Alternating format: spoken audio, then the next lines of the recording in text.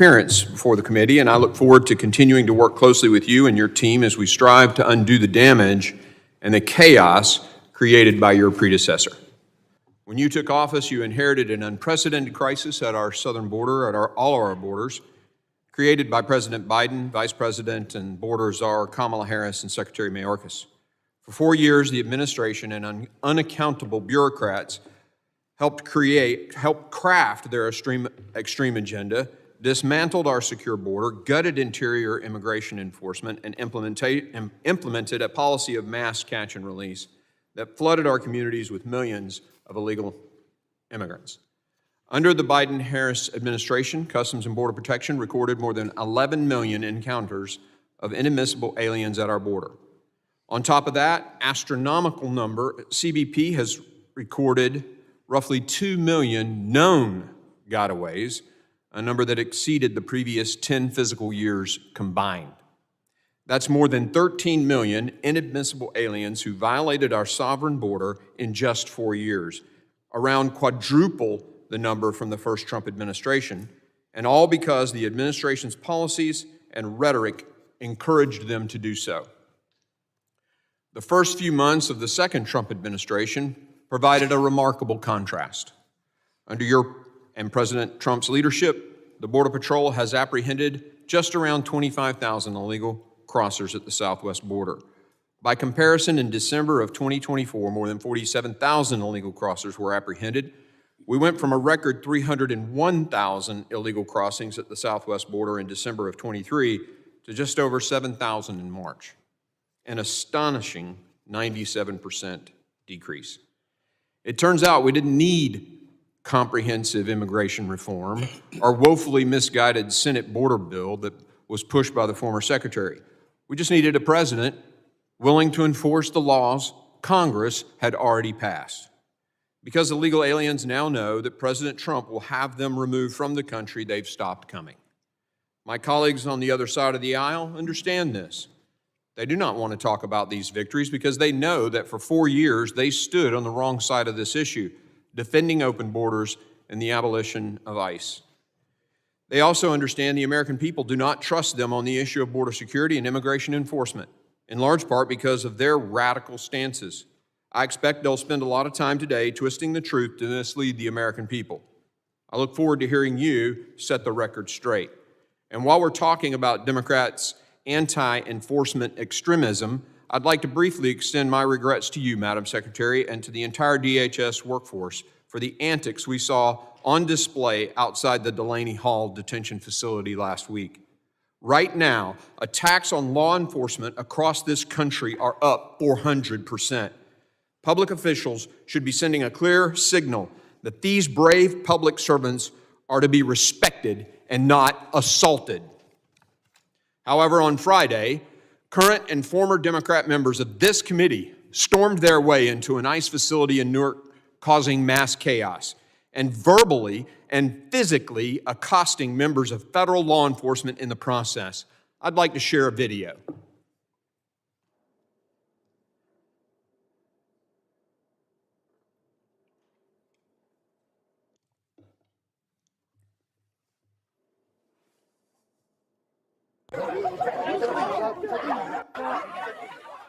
The Department of Homeland Security is warning there could be more arrests following the incident that you see here.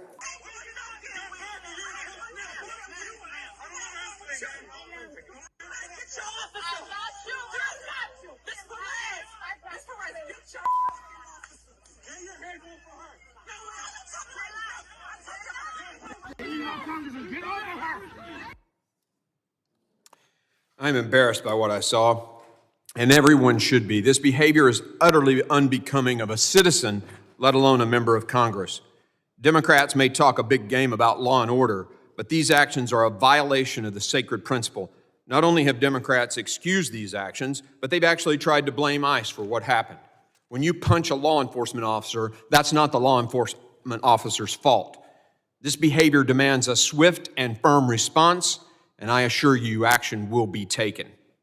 Despite Democrats' best efforts to prevent it, the Trump administration has ended the immediate crisis at our borders. However, more work remains, particularly in removing the millions of individuals who have no lawful basis to be in the United States. It is essential that we swiftly fund enforcement efforts through the reconciliation process. Congress must also codify President Trump's successful policies to ensure they can withstand the schemes of open border radicals. Meanwhile, the open border is not the only threat our nation faces. While the Biden-Harris administration had its back turned, the Chinese Communist Party executed brazen operations on U.S. soil, including running secret police stations in our cities and conducting surveillance operations. On top of that, Chinese-affiliated firms are buying up U.S. farmland and commercial properties, including in areas near sensitive government and military sites. More than 60,000 Chinese nationals illegally crossed our southwest border between fiscal year 21 and 24. Most of them were released by the Biden administration into the interior, despite us not having their true intentions or backgrounds. The CCP is pushing the envelope harder than ever. Consequently, we need a robust, innovative, and consistent effort to push right back. Our cyber borders also remain under assault. Most notably, malicious cyber actors associated with the Chinese government have targeted us with some of the most sophisticated and sustained hacking operations we have ever seen. The Salt and Volt Typhoon intrusions revealed significant gaps in our cyber posture, compromising Americans' private data and key sectors of our critical infrastructure. We have not forgotten devastating attacks like the Colonial Pipeline in the spring of 21, which led to oil and gas shortages across our country and lines at almost every gas station. We cannot stay ahead of these evolving cyber threats if we do not have the right people with the right skills to defend our nation. Today, more than 500,000 cyber positions across this country in both public and private sectors are currently unfilled. That's 500,000 cyber professionals not on the front lines to defend us from the malicious activity jeopardizing our national security.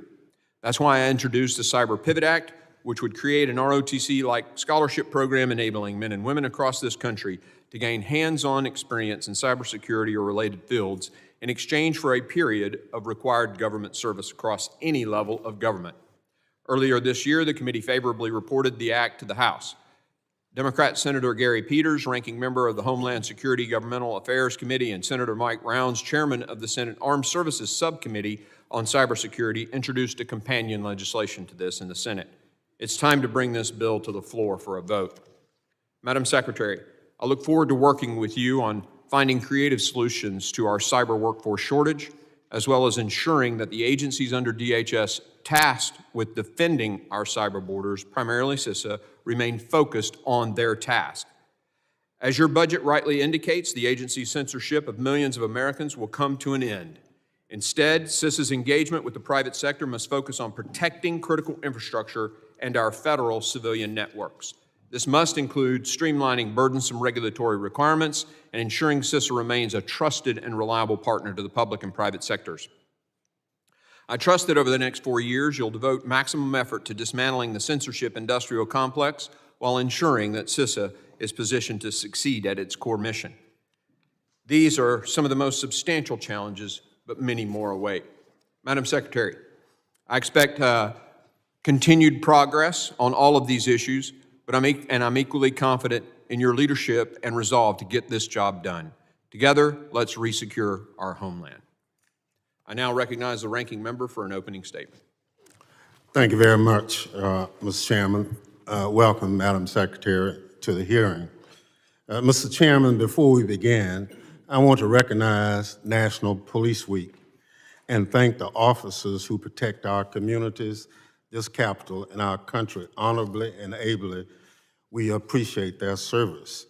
As we observe National Police Week, I again call on the Speaker to follow the law and finally hang the plaque honoring those brave officers who defended the United States Capitol from a violent mob on January 6th. Over 140 law enforcement officers were assaulted that day, and honoring their bravery and sacrifice as promised is the least Congress can do.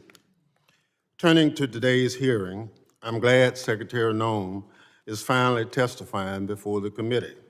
After all, it's been 3 months since I sent you a letter asking for her to testify on the Trump administration's dismantling of the Department of Homeland Security and its harmful effects on communities across the country.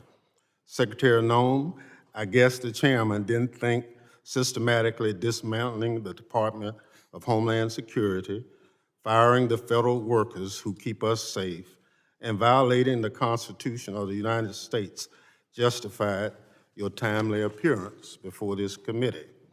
But when Donald Trump demanded that Congress hand him money to do more damage to our Homeland Security, Republicans bent over backwards to help him and his billionaire friends at the expense of the American people.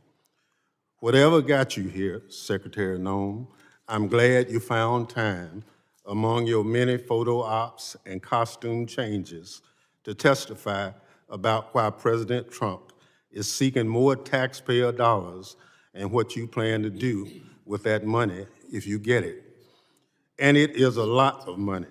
We're talking about $176 billion. That's how much President Trump has demanded that Congress give you to spend next year. Never mind the fact that your department is spending taxpayers' money so fast this year, you're about to be broke. Now you're saying you need $44 billion more, but all you've done is slash, burn, cut, dismantle, and tear apart DHS since you got here. You cut programs at the Federal Emergency Management Agency that help Americans prepare for and recover from disasters. You are unlawfully withholding grant money meant to prevent terrorism and respond to emergencies from local communities across the country. You cut programs at the Cybersecurity and Infrastructure Agency, which prevents attacks on power lines, water treatment plants, schools, hospitals, and other critical infrastructure. You security officers who protect our airports and our airplanes. You cut the Office of Civil Rights and Civil Liberties, which keeps DHS from digging into Americans' private lives and violating people's constitutional rights. You are making Americans less safe. If you're cutting the things that help keep America safe, why should we give you an extra $44 billion? Is it to deport American citizen children with cancer? Is it to deport more veterans of the United States military? Is it to ignore the Supreme Court's order to facilitate the release of a lawful permanent resident you mistakenly shipped off to a foreign prison? Is it to punish people for exercising their First Amendment right?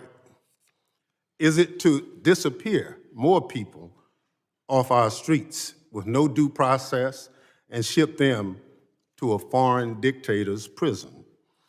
Is it to fire more military veterans who continue to serve their country by working for DHS?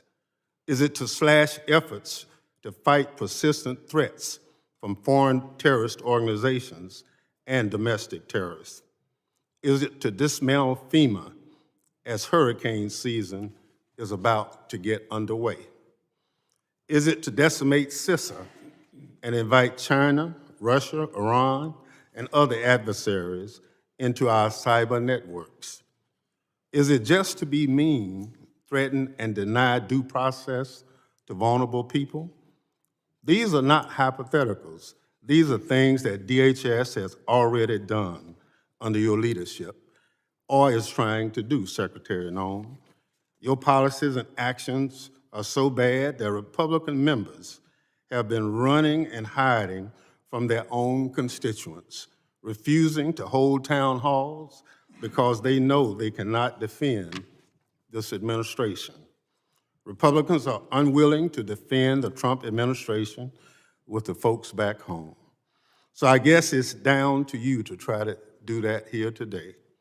But you can't defend the indefensible, Secretary Noem. Your department is out of control. On your watch, the department is breaking the law, it's hurting people, and it's making America less safe. The Trump administration is outright lying to the courts and the American people. Just last week, 3 members from New Jersey all current members or former members of this committee tried to visit an ICE detention center, which they are permitted to do, as you know, by law, without notice, to conduct oversight after reports of issues at the facility. Instead of following the law, masked ICE personnel stopped and assaulted the members. Then, to make matters worse, instead of launching an investigation into the incident, your department lied to the press about the situation and threatened to arrest members of Congress for doing their job. Absolutely outrageous. It's a sad day for the Department of Homeland Security. Frankly, I've never seen anything like it, and I've served as the lead Democrat on this committee from its start. Even when the Secretary, my Republican colleagues, and I had strong disagreements, we still had productive conversations and did our duty to keep America safe. But that's not the case any longer. My colleagues across the aisle have sold their souls, or at least their spines, to Donald Trump. They try to cover the administration lies and blame Democrats for doing the job our constituents sent us here to do. Republicans have forgotten that Congress is a co-equal branch of government and that the oath we take to the Constitution is the same as the president. Republicans even want to cut Medicaid to fund tax breaks for millionaires. They put their billionaire buddies over the little guys every chance they get. And now you are here, Secretary Noem, with your hand out, looking for more taxpayer money to continue the slash and burn activities of the Department of Homeland Security over the past 100 or so days. Until the Trump administration starts following the law, that's going to be a very, very hard sell. Mr. Chairman, I yield back. Gentleman yields. Other members of the committee are reminded that opening statements may be submitted for the record. I'm pleased to have the Secretary of Homeland Security before us today for the first time as Secretary. I ask that Secretary Noem, you'd please rise and raise your right hand.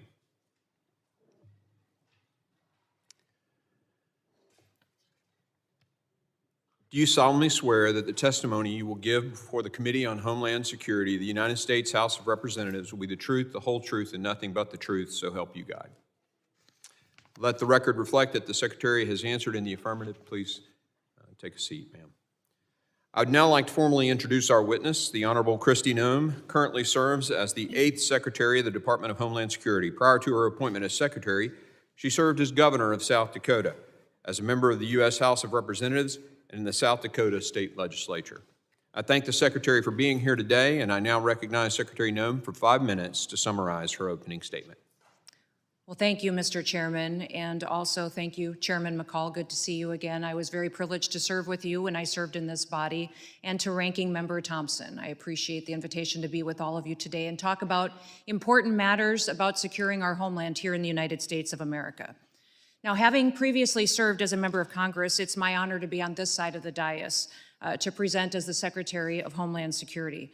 Today, I'm proud to discuss the accomplishments of President Trump and all that he has accomplished since he's taken office in the White House. But first, I would be remiss if I did not address the disturbing actions that we saw last week.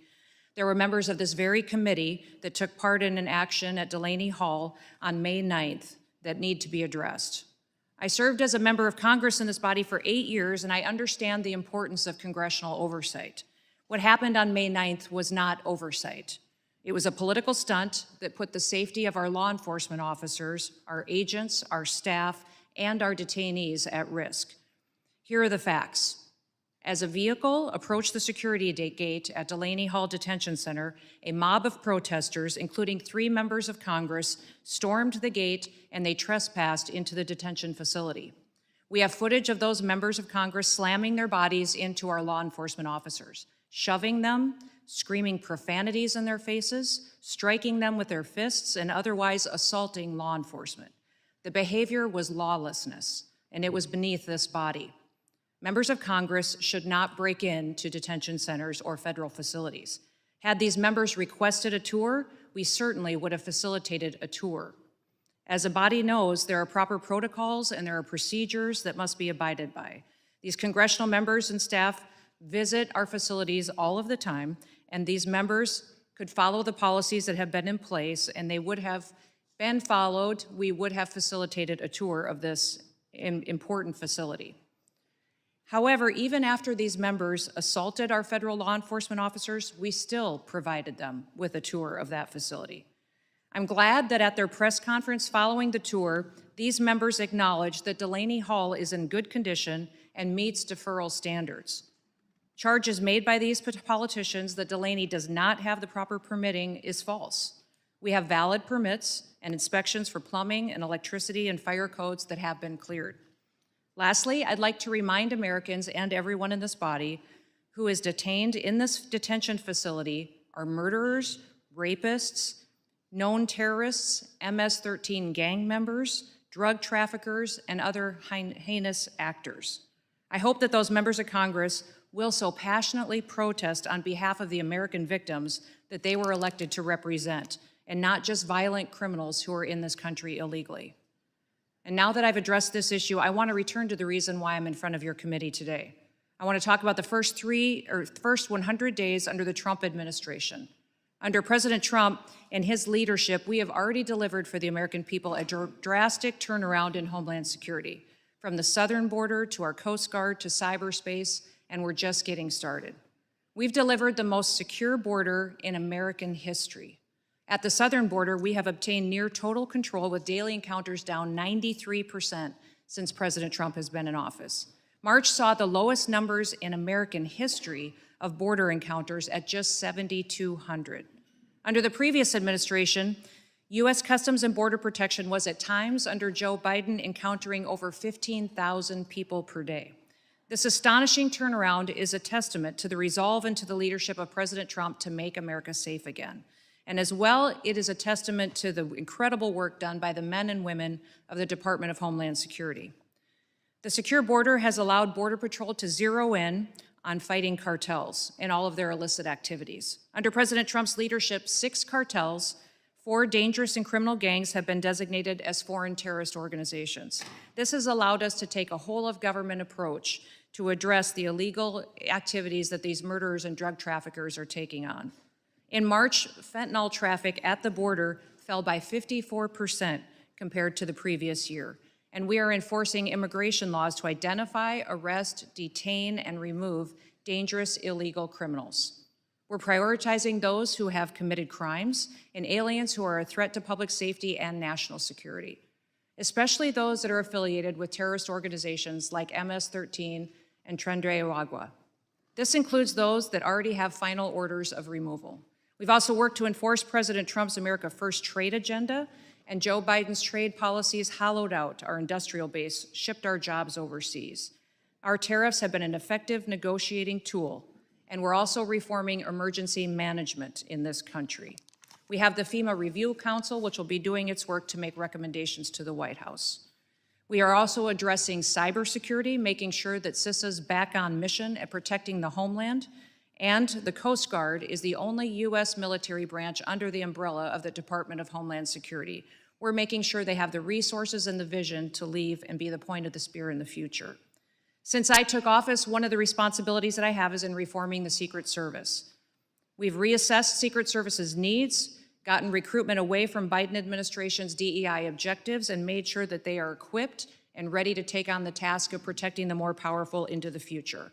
We are so grateful for their bravery, their dedication, and their patriotism. It's our responsibility to continue providing them with the resources that they need to continue to do the important work that they do. Mr. Chairman, I want to thank you for the time today. Thank you for allowing me to be here to get the facts out to the American people and to members of this committee of all of the good work that the people of the Department of Homeland Security are doing to serve the American public. With that, I look forward to your questions. Thank you, Madam Secretary. Members will be recognized by order of seniority for their 5 minutes of questioning. Because we have a restricted time window for the Secretary today, just as we did with the last Secretary, I will again limit to 5 minutes. So if you're going to go over, you're going to get a light tap, and then eventually we'll will get a little heavier. But the goal here is, and I will, as I always do, apply the standard equally to both sides. 5 minutes is 5 minutes today. I now recognize myself for 5 minutes of questioning. Secretary Noem, in the first 100 days, President Trump made border security a top priority by increasing immigration enforcement, deploying additional DHS and DOD personnel to the border, and restarting construction of the border wall. President Trump's decisive strategy was a sharp departure from his predecessor. Former President Biden refused to enforce federal immigration laws, sparking the most severe border crisis in our nation's history. Under President Trump's and your leadership, the tide has turned. Secretary Noem, which of the president's decisive actions do you believe sent the strongest message to both the cartels and would-be illegal border crossers that the United States is no longer open for exploitation?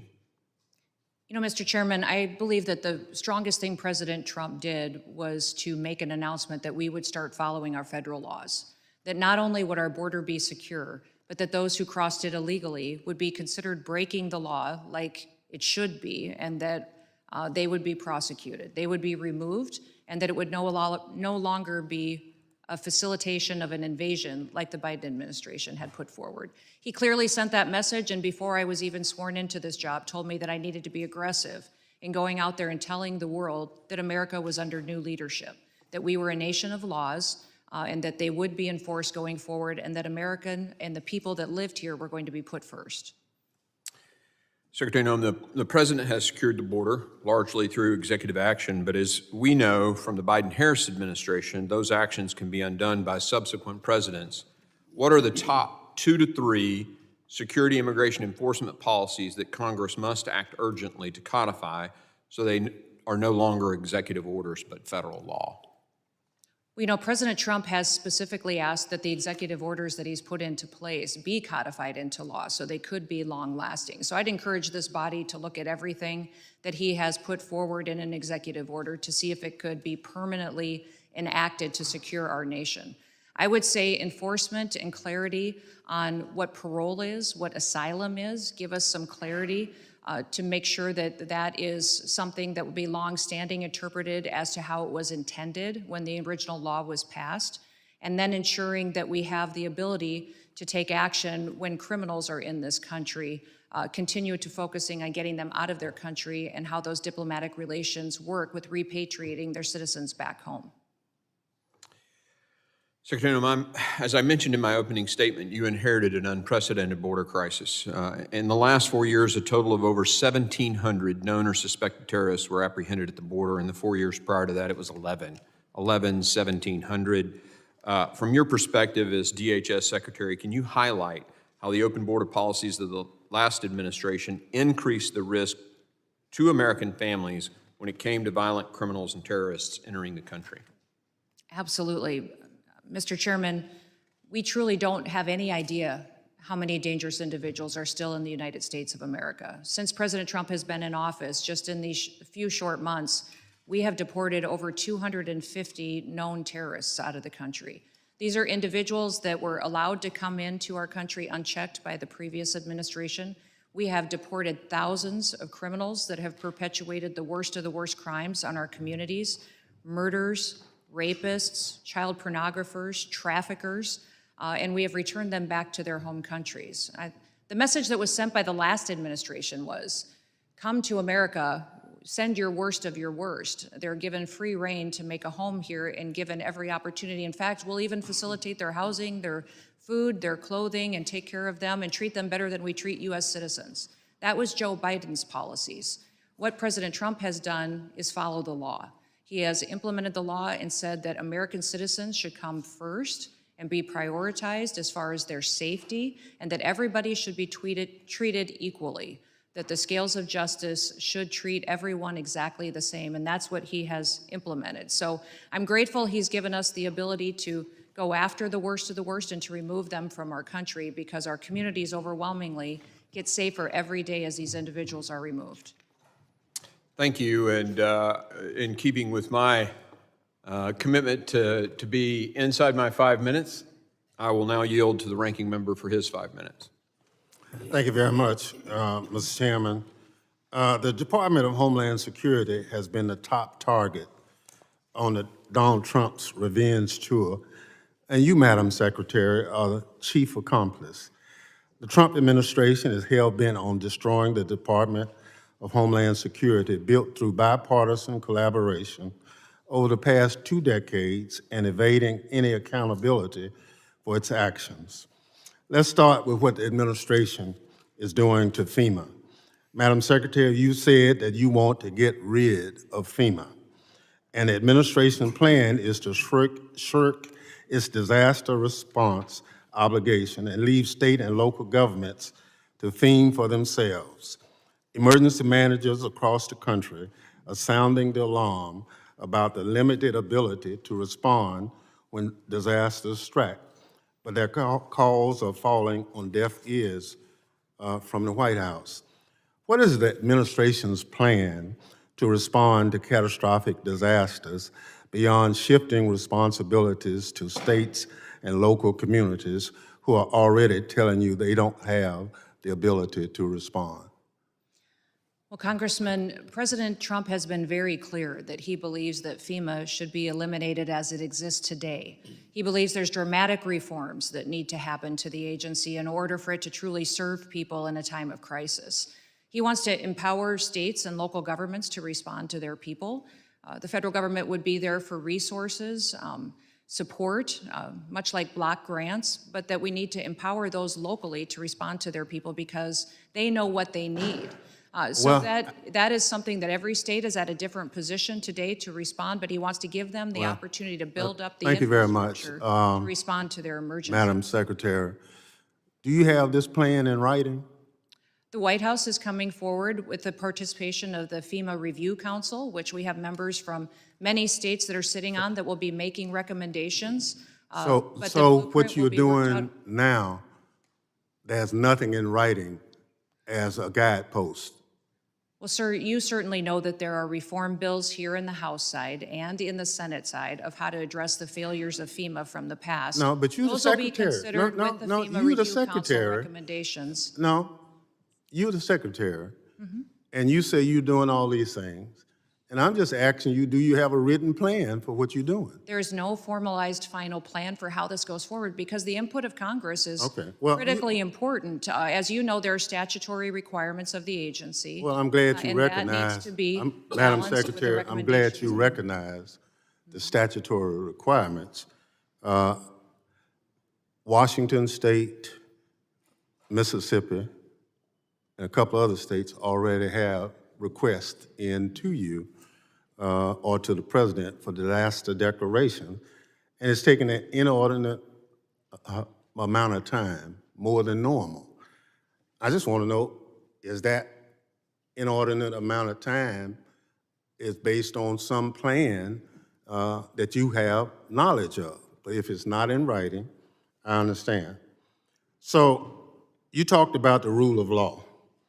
Are you telling the committee that due process for anybody that's picked up in this country should not be followed? Congressman, we have utilized due process as it is laid out in the tools that Congress has given us. We have followed the tools and the processes to which Congress has given us to give due process to people appropriately as it is due. So your testimony to this committee under oath is that everybody that ICE has picked up in this country has been given every opportunity as Section 5 under the Constitution provides. Correct. I believe everybody has gotten due process and every person has been treated appropriately according to the civil or the criminal action to which they were encountering individuals and brought into our detainment and then also removed from this country. So your answer is yes. The tools that you have given us as this I'm body talking about for the due process Constitution of have the been United implemented. States. I'm not talking about tools. The Constitution is clear. Correct. And your testimony under oath to this committee is that everybody that ICE has picked up and any other agency of DHS has conformed to those statutes. for example, Congressman, yes or no? No, I don't need an expedited example. removal is one of the Madam tools Secretary, that you have I given got us to 4 utilize seconds. as due process. I just need a yes or no. Sir, that is the due process tool that you have given us to utilize that has been appropriately. So obviously, Gentleman's time has expired. I know. I have a unanimous consent request, Chairman.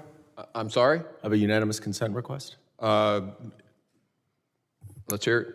I would like to introduce Kristi Noem versus Kilmar Armando Abrego Garcia, a 9-0 Supreme Court case where the Supreme Court found that Mr. Abrego Garcia did not receive due process. Without objection, so ordered. I now recognize Mr. McCall for his 5 minutes questioning. Mr. Chairman, Madam Secretary, it was great to serve with you in Congress. It was an honor, and it's an honor to see you as Secretary of this important department. And let me say on behalf of my state of Texas, thank you for what you've done in a very short period of time. I've worked on this issue as a federal prosecutor, as chairman of this committee for over 25 years. I never saw the border more broken, more chaotic than I did under the prior administration. Yet within months, you have restored order to the border, and the stats speak for themselves. And I want to commend you and President Trump for that. You know, on day one, they rescinded the Remain in Mexico policy, which led to the chaos. It said, we're open for business, come on in. And they did. Over 10 million encounters, 2 million gotaways, yet within months of your administration, that number's gone down 93%. Catch and release. I've been fighting that one for years. The Biden administration did away with it. Now, we're decreased to 99.99%, almost zero catch and release, a very dangerous policy. Remain in Mexico has been on the books for 30 years, yet I marked it up on the Foreign Affairs Committee last year as part of the Secure Border Act. Most offensively, and the reason I was an impeachment manager against Mayorkas was his dereliction of duty to basically prioritize allowing aggravated felons into the country, even though Congress, by federal law, said shall detain aggravated felons. Yet, what did he do? He told his agents, that's discretionary. You can release these dangerous criminals into our society. What have you done within months? 50 days. You have 14,000 criminal aliens arrested, some of the most brutal gang members like MS-13 and TDA, and it's making this country safer. Fentanyl. Each year, more Americans die from fentanyl than the number of Americans who died in the Vietnam War over 20 years. You recently had the largest massive seizure of these deadly drugs just this last couple weeks by the Sinaloa cartel. And again, my state thanks you for that. Terrorism. You said 250 known suspected terrorists have been deported. We saw after Afghanistan the debacle of the collapse of Afghanistan when Bagram was shut down, the prisons were unleashed, ISIS-K went to the Khorasan region, crossed into the United States, and 8 were found plotting in this country. You were making this country safer by your actions. The Biden administration made it dangerous, and it didn't have to take a bunch of new laws. It needed new leadership, which you have provided and the president has provided as well. My question to you is, as you know, reconciliation, you need resources, and nobody knows that better than I do. We marked up a bill, about $70 billion that can be put into your department to start enforcing these laws already passed by the Congress. The Foreign Terrorist Organization designation was huge. Let me just ask you this. How will this bill, the reconciliation bill, assist you in your efforts to continue and promote safety in the United States? Well, thank you, Mr. Chairman, and I appreciate all of your leadership on our national security issues in the past and still continue in the future to focus on that. The reconciliation bill is imperative to our future in securing our nation. For years previous, the Department of Homeland Security has been neglected. It's one of the larger agencies in the federal government with one of the smallest budgets. And certainly under the previous administration, the Coast Guard was hollowed out. Border Patrol and ICE were not allowed to do their jobs. They were not allowed to invest in new technologies that they could utilize for interdiction. Also, our borders need surveillance and technology to make sure that we know who's coming into this country and why. Our ports of entry need new scanners so that we're truly scanning our shipping containers and much of our air freight. We don't know what's coming in by air either. Those kinds of adjustments and technology and software upgrades are needed to compete, but also to secure our country with the threats that we face. And we don't just face threats from gangs and cartels. It's from China and PRC and Iran and hackers that come into our system. Salt and Volt Typhoon have taught us that we're extremely vulnerable to these kinds of attempts in the future. In fact, one of the most alarming things I heard as soon as I was nominated for this position was in a briefing from CISA that told me that they knew with Salt Typhoon that we had been hacked, but they also said they didn't know how it happened or how to stop it in the future. Now, the main goal of CISA is to hunt and to harden our systems, hunt bad actors and harden our systems for our small and medium-sized critical infrastructure. Department of Homeland Security has 10 of the 16 components of critical infrastructure, and that's what we need to focus our resources on. Thank you. Gentleman's time has expired. I now recognize Mr. Swalwell for 5 minutes of questioning. Thank you, Madam Secretary. You have an important job. I think you have one of the most important jobs in the cabinet. Thank you for doing it. I want you to have credibility and be taken seriously as you do the job. And so I want to put to rest this question about Mr. Garcia and this photo that the president posted on April 21. Madam Secretary, you agree that the letters MS and the number 13 in Times Roman numeral font, that they are doctored on this photo, right?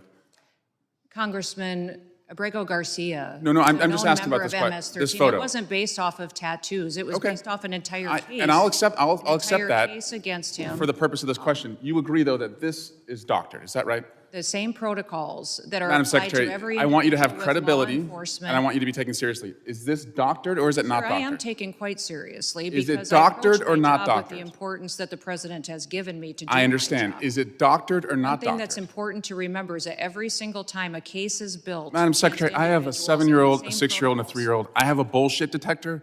I'm just asking you, is this doctored or not doctored? Sir, the protocols in the case built against Can you Abrego answer the Garcia question? were exactly the same. Madam Secretary, I don't have you're- any knowledge as to that photo you're pointing to. Okay, can you I take don't, her, sir. can you show her the photo? Walk her the photo down there. No, that one. Please take a look at this photo. It was tweeted by the president on April 21. It's been hanging out there for about a month. So what is your point? My question is, the numbers and the letter, MS-13, could you look at the photo, please? It's right in front of Are you. you saying Abrego Garcia is not a wife No, beater? no, ma'am. That he's not a criminal, Ma'am, he's not a human trafficker, and he's not a member of MS-13? You vouched for Mr. Garcia when You're your team vouching for a said, man ma'am, you that is vouched a for him when known you said he violent was criminal. mistakenly deported. Sir, I didn't vouch for him. I did not say In that He photo, should have been deported, absolutely. it's so There was telling never that a you mistake won't look to at the deport him, photo. And we will not be bringing Was him it back to this doctored or country. not? In staying here, if Can you he look comes to back your the right country, he at would the be photo in deported front of right you? away. Madam Secretary, can you look to the right at the photo in front of you? I have seen this Okay. photo as you held it behind your head. Thank you. And the letters MS and the numbers 13, are those Is this your doctored or entire not? testimony today is on a doctored photo? You don't want to talk about the facts? Okay, The so you- importance of our national security? You acknowledge it was Do doctored. to make sure that the United States is protected? Madam Secretary, From this is not a violent hard question. criminals? Are those doctored or not? Sir, Is that actually on his hand or not? This is unbelievable to me that you're focused. It's unbelievable to me that you can't look at the photo and tell the American I looked at people. the photo, but I don't have any knowledge as to this photo. Okay, so it's been hanging out there for 4 weeks. You are one of the chief law enforcement officials in the country. What have you done to investigate whether the president misrepresented the reason that that person has been detained? Sir, Have we you spend our done time- anything to try and figure out whether that was doctored or not? The mission of the Department of Homeland Security is to secure our nation and to make sure that we're out there going after those that are the worst of the worst, the criminals, the bad actors. Abrego Yes. Garcia. So the answer is a you've done known nothing to terrorist, correct the member president. of MS-13, a wife beater and a human trafficker that should never have been in this country to begin with. So, Madam Secretary, thank you, Mr. Burnett. 2 weeks ago, your agency deported a 4-year-old American citizen in a stage 4 cancer battle. What are you doing to get him back to the country so he can get his treatment? Congressman, this mother wished to keep her family together and to take her child with her. So as every single person is given the opportunity to, medical care is given throughout the process. so it sounds like and for this nothing. child, medical care was confirmed in their home country so that it would continue, and those treatments and whatever needs were needed to be had into the future were confirmed to be provided there before. That child's home country is the United States. Do you believe you have a right to deport a U.S. citizen? That mother chose to keep her family together, and that is what President Trump is focused on. That's not the facts of the case. Yes, it is the facts. Madam This Secretary, mother moving on, confirmed that she wanted to do keep you her have a child right? with her, and our families and parents are given that ability to keep their children with them when they return to their home countries. Madam Secretary, do you have a right to deport a U.S. citizen? No, we do not deport U.S. citizens and have not deported U.S. citizens. Except the 4-year-old that we just No, referenced. that mother chose to keep her child with her, and that is her prerogative, and the law was followed in allowing her the opportunity to do that. So, Madam Secretary, I'm a former prosecutor.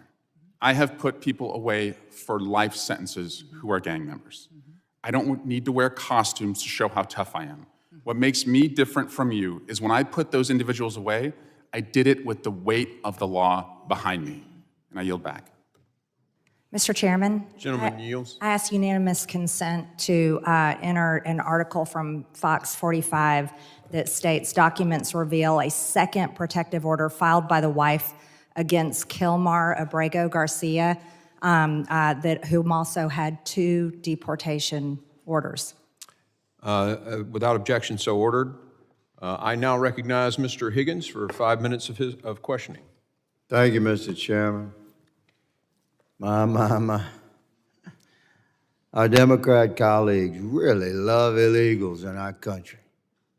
It's stunning for regular Americans like me to listen to this passionate and contentious defense for the previous administration's policies and the resultant millions upon millions upon millions of illegals that entered our country over the last 4 years. I tell you where we're, I'm not going to use my colleagues' the same language because I don't think that kind of language should be used in committee. But I tell you where we heard loads of not necessarily genuine statements. It was from Secretary Mayorkas for 4 years. We had to listen to his testimony again and again, how he needed more resources, he needed more laws, and Congress had to pass more laws. And yet, we said for years, what you need is to enforce the laws that we currently have on the books. You need policies that would actually control the border. And we have Madam Secretary before us representing an administration that has done just that. If the same 1,954 miles of border that you had a year ago is now under control. If the same men and women that you had a year ago, the border is now under control. If the same equipment, the same all-weather roads, everything is the same. The only thing that has changed is the policies coming out of the White House and a Secretary of Homeland Security that will actually execute the laws of our land and protect the citizenry of our country. That's Madam Secretary Noem, who sits before us, and she should be spoken to with some modicum of respect from my Democrat colleagues. It's amazing. Our border is secured versus wide open and wild, and Democrats complain and they're angry and they protest. Illegals are being deported rather than waved in and imported, and Democrats are angry and protesting. It's stunning to Americans to witness this. Madam Secretary, thank you, good lady, for the job that you are doing, securing our borders and protecting the citizenry that we are elected to represent in this body. I work for the American citizenry, and every one of us has sworn that oath. The difference between the parties has never been more stark. We represent law and order and American citizens and American enforcement of our laws. My goodness gracious. Thank you, madam, for so graciously enduring the assault that you have. I'd like to touch on the 287G program. Thank you for partnering with our local and state law enforcement to work together to secure our borders. This is an excellent program. You have voiced support for it. Can you speak, Madam Secretary Noem, can you speak to the importance of the DHS partnering with local and state law enforcement, including programs like 287G? Well, thank you, Congressman. Yes, 287G has been a wonderful program for many years, but not utilized during the previous administration. It's a partnership between federal, law enforcement officers and also our state and local law enforcement to give them the same authorities to operate in a task force model, to go out and to really make sure that we're going after individuals that have broken our laws, that have perpetuated violence in our communities, bring them into incarceration and get them out of our country if they don't belong here. And it has been a fantastic partnership, one that President Trump has encouraged us to pursue and to continue to build out across the country. Yes, Today ma'am. we have- That program and others like it are going to be heavily supported by Republicans on this committee. Finally, ma'am, in my remaining 25 seconds, we speak to the efforts to locate the children. Thousands and thousands and thousands of children waved into our country during the last 4 years, and they're lost to the interior. Many are being trafficked and abused. Can you speak to the efforts to find these kids? Yeah, up to 300,000 children were lost or missing under the Biden administration. We have located and returned over 5,000 of them to their homes and to their families, but there's many, many more to be found and to be returned and brought to safety. So we're continuing to work on that every day, and our HSI officers spend a lot of time and are the experts in the field at training local law enforcement to identify and find them as well. Thank you, Gentleman's ma'am. You time expect full support there, Mr. has Chairman. expired, and I now recognize... Mr. Chairman, before I'd ask unanimous consent to introduce the article from PBS NewsHour entitled "Children Who Are U.S. Citizens Deported Along with Foreign-Born Mothers," in which the attorney for that 4-year-old U.S. citizen says that at no time did his mother consent to the child U.S. citizen being removed from the country. Without objection, so ordered, and I recognize Mr. Correa for 5 minutes of questions. Thank you, Mr. Secretary. First of all, Secretary Noem, welcome to this committee. Had the honor of hearing testimony from Secretary Kelly, Secretary Mayorkas, and of course you. Welcome. We all have the same interests, which are protecting Americans, American taxpayers, as we move forward in our jobs. And I want to say that your testimony and my colleague from Louisiana and myself have the same interests, which are to protect Americans, especially to protect children, especially to protect American citizen children. That's where my concern is, Madam Secretary, that your administration, I believe, has consistently violated the law by denying due process to U.S.-born American children. Under your watch, you've deported American children, U.S.-born children. Some of the examples, I only have 5 minutes to talk about, but I'll come back to the case that was described or discussed a little while ago, which was 2 American children, 4 and 7, were put on a plane with their mother, sent to Honduras within 24 hours of being detained. There was an attorney involved. And we're debating right now the issue, as if you stated that the mother wanted the child to go with her, but there was an attorney involved. That person was not consulted. That family was denied the opportunity to talk to that attorney. The attorney was there. What is wrong with asking the attorney? You've got a family that had been checking in, following ICE direction. Check in, bring your family to check in. They weren't let out. That happens in my district all the time. Families check in ICE.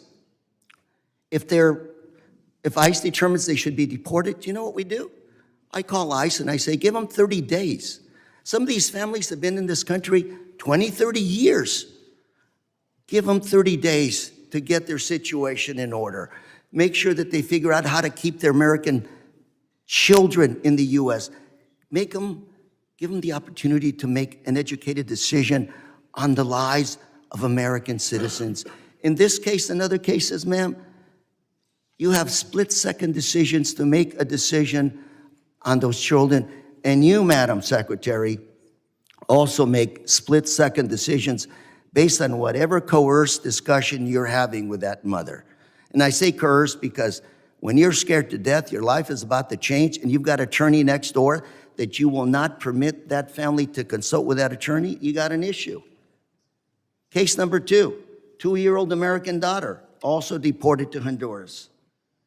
They were also denied access to their lawyers. According to her lawyer, ICE prevented the mother from speaking to the lawyer or anyone else in the family. 2-year-old American citizen. Can't we slow it down and just take a moment before they're deported in 24 hours? The mom didn't want the daughter to stay in the United States. They may have had relatives in the United States, family. Even the own Trump-appointed federal judge overseeing this case has said that he had a strong suspicion that the government just deported a U.S. citizen with no meaningful due process. Madam Secretary, I think we're all in agreement here. Let's go after MS-13. Let's go after drug dealers. Let's go after Tren de Agrua. The bad folks who hurt my community as well as everybody else's community. But I fail to see where a child, 2-year-old, 4-year-old, 7-year-old children could be on your top of priorities for deportations. This is still America. Due process, the Fifth Amendment. Madam Secretary, I know ICE agents. I deal with them all the time. I've toured the southern border, blue uniforms, green uniforms, talking to them about what they need to do the job. More than happy to have that discussion with you, publicly or privately, but deporting U.S.-born children, ignoring their attorneys, take a deep breath. You've been here 20, 30 years. A lot of the times back home, when I ask the ICE agents, give them 30 days, you know what? Without fail, that person comes back or self-deports. We can do better. Madam Secretary, I'm going to ask you one last question in 9 seconds. You're under oath. Have you fired, retired, dismissed any DSA agents that have not followed your policies? What kind of agents, sir? DHS, Homeland agents? Security agents. Yes. Specific law enforcement officers? Yes, ma'am. Officers under your watch. I haven't given any specific orders to any law enforcement officers under the Department of Homeland Security. So there are, within the Department of Homeland Security, 280,000 employees. 47,000 of them are Coast Guard individuals. So, 230,000 individuals are employees, and we're very proud of the work that they do. Thank you, Mr. Chairman, for recognizing that it's Police Week.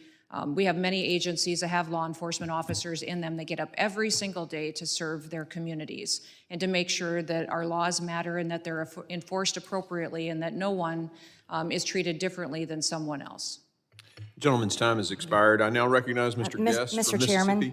Mr. Chairman, I ask unanimous consent to enter for the record the Prince George's County Police Department gang field interview sheet in Maryland, from 2019, where they interviewed Kilmar Abrego Garcia and identified through his clothing that he, and his statements, that he is indeed an MS-13 gang member. Without objection. I'd also So ask. ordered. I also ask unanimous consent to enter for the record an article that quotes Kilmar Abrego's wife stating, "I am afraid," with another protective order filing against deported Maryland man championed by the Democrats. Thank you, Mr. Chairman. Mr. Chairman, I have a unanimous consent request. Without disagreement, we'll put that one in as unanimous consent. You're recognized. Mr. Chairman, if you have it, I would like to introduce by unanimous consent a court order establishing that Kilmar Abrego Garcia is a member of MS-13. You're submitting what for unanimous consent? Well, there isn't one, so I'm wondering if you have it. I do not have that. Okay. Are we ready to go on with the next testimony? Mr. Guest, you're recognized for 5 minutes. Thank you, Mr. Chairman. Madam Secretary, thank you for being here. Thank you for your leadership. Please thank the men and women that serve under you for the incredible job that they do. I want to particularly thank you for enforcing the law, something that we did not see under the previous administration. In the short time that you have been serving as Secretary, we have seen a dramatic decrease, as much as 95% along our southern border. And I also want to thank you for locating the 5,000 plus missing children that just in 3 months you and your agency have been able to find, and in some cases possibly rescue them from what could have been very dangerous situations. Echo what Congressman Higgins talked about a minute ago. The law has not changed since you have become Secretary. The budget has not changed since you've become Secretary. The resources that you have, the number of agents have not changed since you've become Secretary. But yet we have seen a dramatic decrease in the number of border crossings because you and the men and women who serve under you have chosen to enforce the law. I want to push back a little bit on some of the narratives that are being put out by my colleagues on the other side of the aisle. First is the allegations, the reckless allegations, which are completely false and untrue, that you and your agency are deporting American citizens. And I heard you try to answer that question. I don't know if you were able to get that answer out there. And so I want to give you that opportunity. But as I understand the situation, we were deporting an illegal alien who was a parent, and that parent then decided to make the decision to take their children with them. And so I don't know if my friends on the other side of the aisle would ask that we separate those and say, no, those parents cannot do that the federal government knows better, and that these children are going to have to stay in the United States. Or maybe they believe that a parent who is an illegal that has a child therefore is going to be allowed to remain here indefinitely, regardless of whether or not there's a final order removal, regardless of whether there are any criminal charges or anything pending against those individuals. And so in the instances that have been brought up, Madam Secretary, where there have been allegations that you or your agency has removed American citizens, I just want to give you a brief opportunity to address that. Is that true? And if it's not true, please tell us and please share with this committee the truth behind those situations. Congressman, the children that were referenced previously in the testimony of the gentleman, in both of those cases, the mothers chose to keep their children with them when they returned home to their home country. That is a priority of President Trump, to keep families unified. We have instances where mothers from other countries have decided that their children should stay here in the United States and left them with family members or someone else that they trusted. But these two mothers that they were referencing earlier decided to take their children home with them and wanted to return to their home countries as a family. And so we are giving the parents the choice, and then we are honoring whatever their request. Is that what I understand from you, Madam Secretary? That is correct, sir. All right, and then want to talk about one more issue in the last minute and a half that I have, this issue of due process, where you were asked earlier, are we giving individuals due process? And you talked about the fact that we are complying with the law that Congress has given the department. And I think specifically, and tell me if I'm wrong, I think you're talking about the Illegal Immigration Reform and Immigration Responsibility Act of 1996 that created this process known as expedited removal. And we know that that law in 1996, that it passed Congress overwhelmingly, at both the House and the Senate. I will tell you that I see here a comment that was made by that time President Clinton, and this is what President Clinton said about that law. It said, President Clinton asserted that the legislation strengthened the rule of law by cracking down on illegal immigration at the border, in the workplace, and in the criminal justice system without punishing those living in the United States legally. And so as I understand it, as it relates to the issue of due process, you are following the law as Congress gave you almost 30 years ago. And this Illegal Immigration Reform and Immigration Responsibility Act has been upheld repeatedly over the last 30 years by the court. You're enforcing final orders of removal. And so, Madam Secretary, in the last 10 seconds that I have, Are you following the law, and are you giving these individuals the due process that you are required to give them? Yes, Congressman, we are using the due process tools that Congress has afforded us in these instances to ensure that everyone is treated the same and appropriately. Thank you, and Mr. Chairman, I yield back. Gentleman yields. I now recognize Mr. Magaziner for 5 minutes. Madam Secretary, on April 24th, a woman in Louisiana was deported along with her 7-year-old daughter and 4-year-old son, both of whom were U.S. citizens. The 4-year-old son had stage 4 cancer. Now, you just stated under oath that the mother consented to having her U.S. citizen children removed. But I have spoken with the attorney for that U.S. citizen child with stage 4 cancer. She has also made numerous statements to the press in which she stated unequivocally that at no time did the mother consent to her U.S. citizen children being removed. What evidence do you have to support your claim that she did consent? Congressman, we followed the same policies and procedures What for evidence every do you individual, have? and we What have evidence do you documentation. have We have that documentation that what that mother- documentation do you We will have get that that- mother We consented? will get that to you, sir. I don't have it with me Please today. do. I understand But that it's mother hard to keep them all consented straight to because take you've her deported child with multiple her. U.S. citizen children, but I'm asking specifically about the 4-year-old with cancer who was deported on April 25th. For the record, that family was also not given access to legal counsel before they were deported, even though their lawyer was in the same building at the time. I'm holding in my hands here a document called ICE Directive 11064, Interests of Non-Citizen Parents and Legal Guardians of Minor Children. This is the policy for how ICE agents should handle situations like this. It states unequivocally that parents and legal guardians should have the ability to make alternative care arrangements for minor children prior to their arrest or detention, and that ICE must afford parents the opportunity to consult with legal counsel. So, did the ICE agents working on this case who deported this 4-year-old with cancer of their own volition fail to follow ICE policies, or were they directed to by your office or anyone else in DHS leadership? Sir, this mother chose to keep her child with her. You have not produced any evidence When to to say so, return but I'm back to asking her again, home have you country, directed and that is the DHS priority of President Trump is officers to keep to families ignore unified this together. It's policy? very different than the previous right. administration. The previous administration On separated March families 15th, over and over reclaiming and my over time, again. on March This 15th, is a your change. department sent 3 airplanes to El Salvador. Those planes carried approximately 261 individuals who were imprisoned upon arrival. Did you personally review and approve the names of those 261 individuals before they were sent?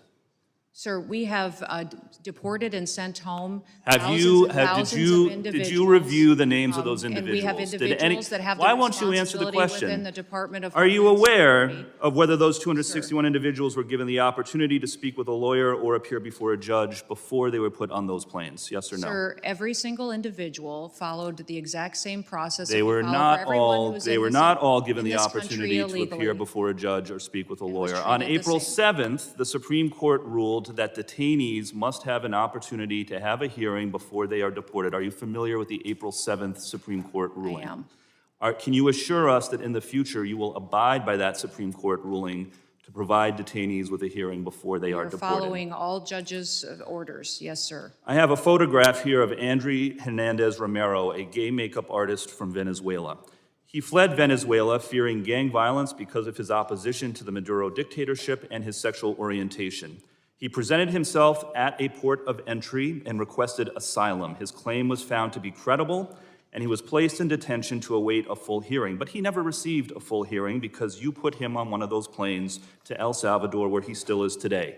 Listen to me. He had no criminal record in the United States or in any other country. He did not even enter the country illegally. He presented at a port of entry. He tried to do it the legal way. And to this date, the only evidence your department has presented to justify his imprisonment is that he had 2 tattoos, one that said mom and one that said dad. Do you have any other evidence to present for why this individual should be locked up in El Salvador?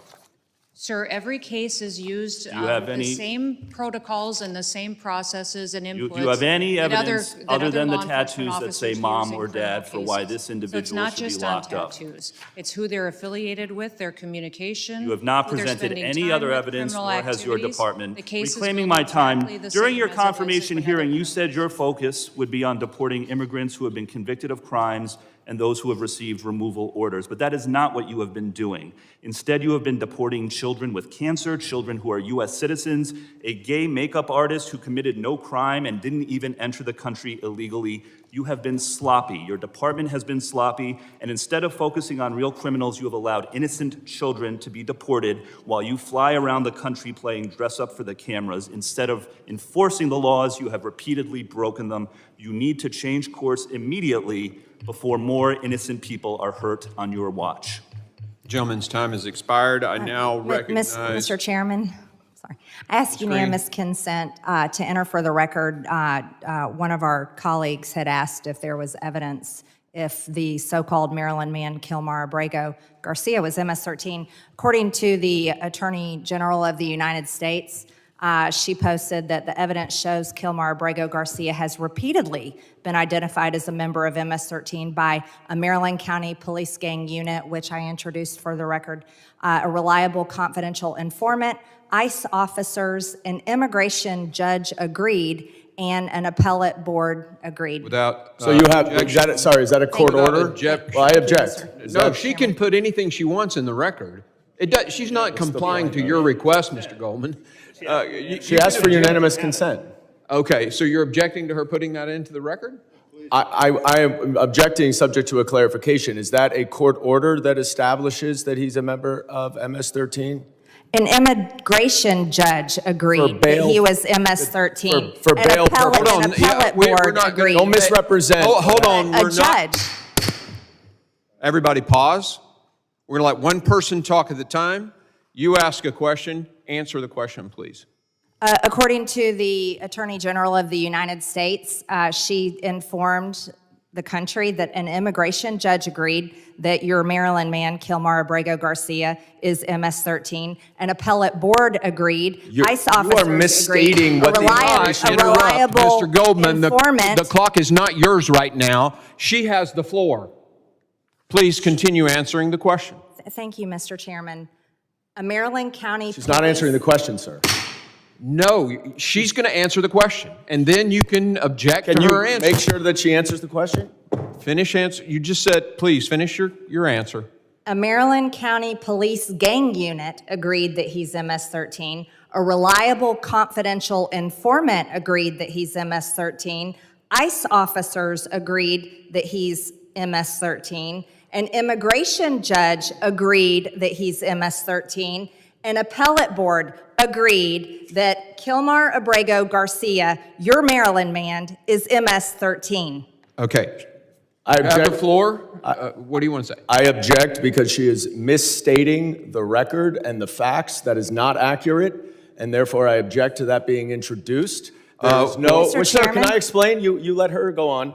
Go ahead. There is no final court order establishing that he's a member. Maybe he is. So you should put all that evidence before a judge, and if he is MS-13, he should be deported. That's what we're talking about, but you're misstating what all of that evidence is. No, I think I'm going to make a point here. You basically just read what the Attorney General said, correct? Yes, sir. You didn't assert that this was a court order, did you? Did you assert that this was a court order? I read the Attorney General of the United States. And you have a right on our committee to submit for unanimous consent or a vote, if we want to put it to a vote. This for the record, correct? Is that it? Yes. That is correct. Okay, Mr. Chairman, she has a right. Can I review what she is submitting? No, she can submit something to this committee. But it matters that she just said she represented exactly what the Attorney General said. She has a document there. I would like to see that document. Let's make a copy for everybody, and we'll vote on. I'm going to hold on just a second. We're going to hold. You're calling for the question? We're calling for the question. The clerk, we're going to need to set. Hold on just a second. Brief recess. Please, let's get this on the historical record. This is great. We voted in support. All right, there's Mr. Higgins, I'm just asking to see the document. I have the floor. All right, so we have a motion to vote on the submission of this for the record. That's all that has been stated. And I have a parliamentary inquiry, sir. Do not interrupt me again. We are on the vote on whether or not this can be entered into the record. A motion has been made, and we will vote on that motion. All of those in favor. I have a parliamentary inquiry before we vote, sir. Mr. Ranking Member. It's our request that we object. And in the middle of the objection, you consider a motion, which... He was done talking about Ms. No, he wasn't. No, he wasn't. You stopped him from talking. I just have a parliamentary inquiry. A parliamentary inquiry. Okay, go ahead. You have the floor. Is it the procedure of this committee that someone who is making an objection to the admission of evidence cannot review that evidence before we vote on it? Yeah, the content is irrelevant to the motion, and the motion has been made to vote on the submission for the record. The content is irrelevant? I mean, that's what I'm objecting to. If she is accurate in what her representation is, I will withdraw my objection. I just need to see the document. Somebody walk the thing over there and let him read it. I mean, get to the bottom of this quickly. We'll hold on your vote, Mr. Ogles.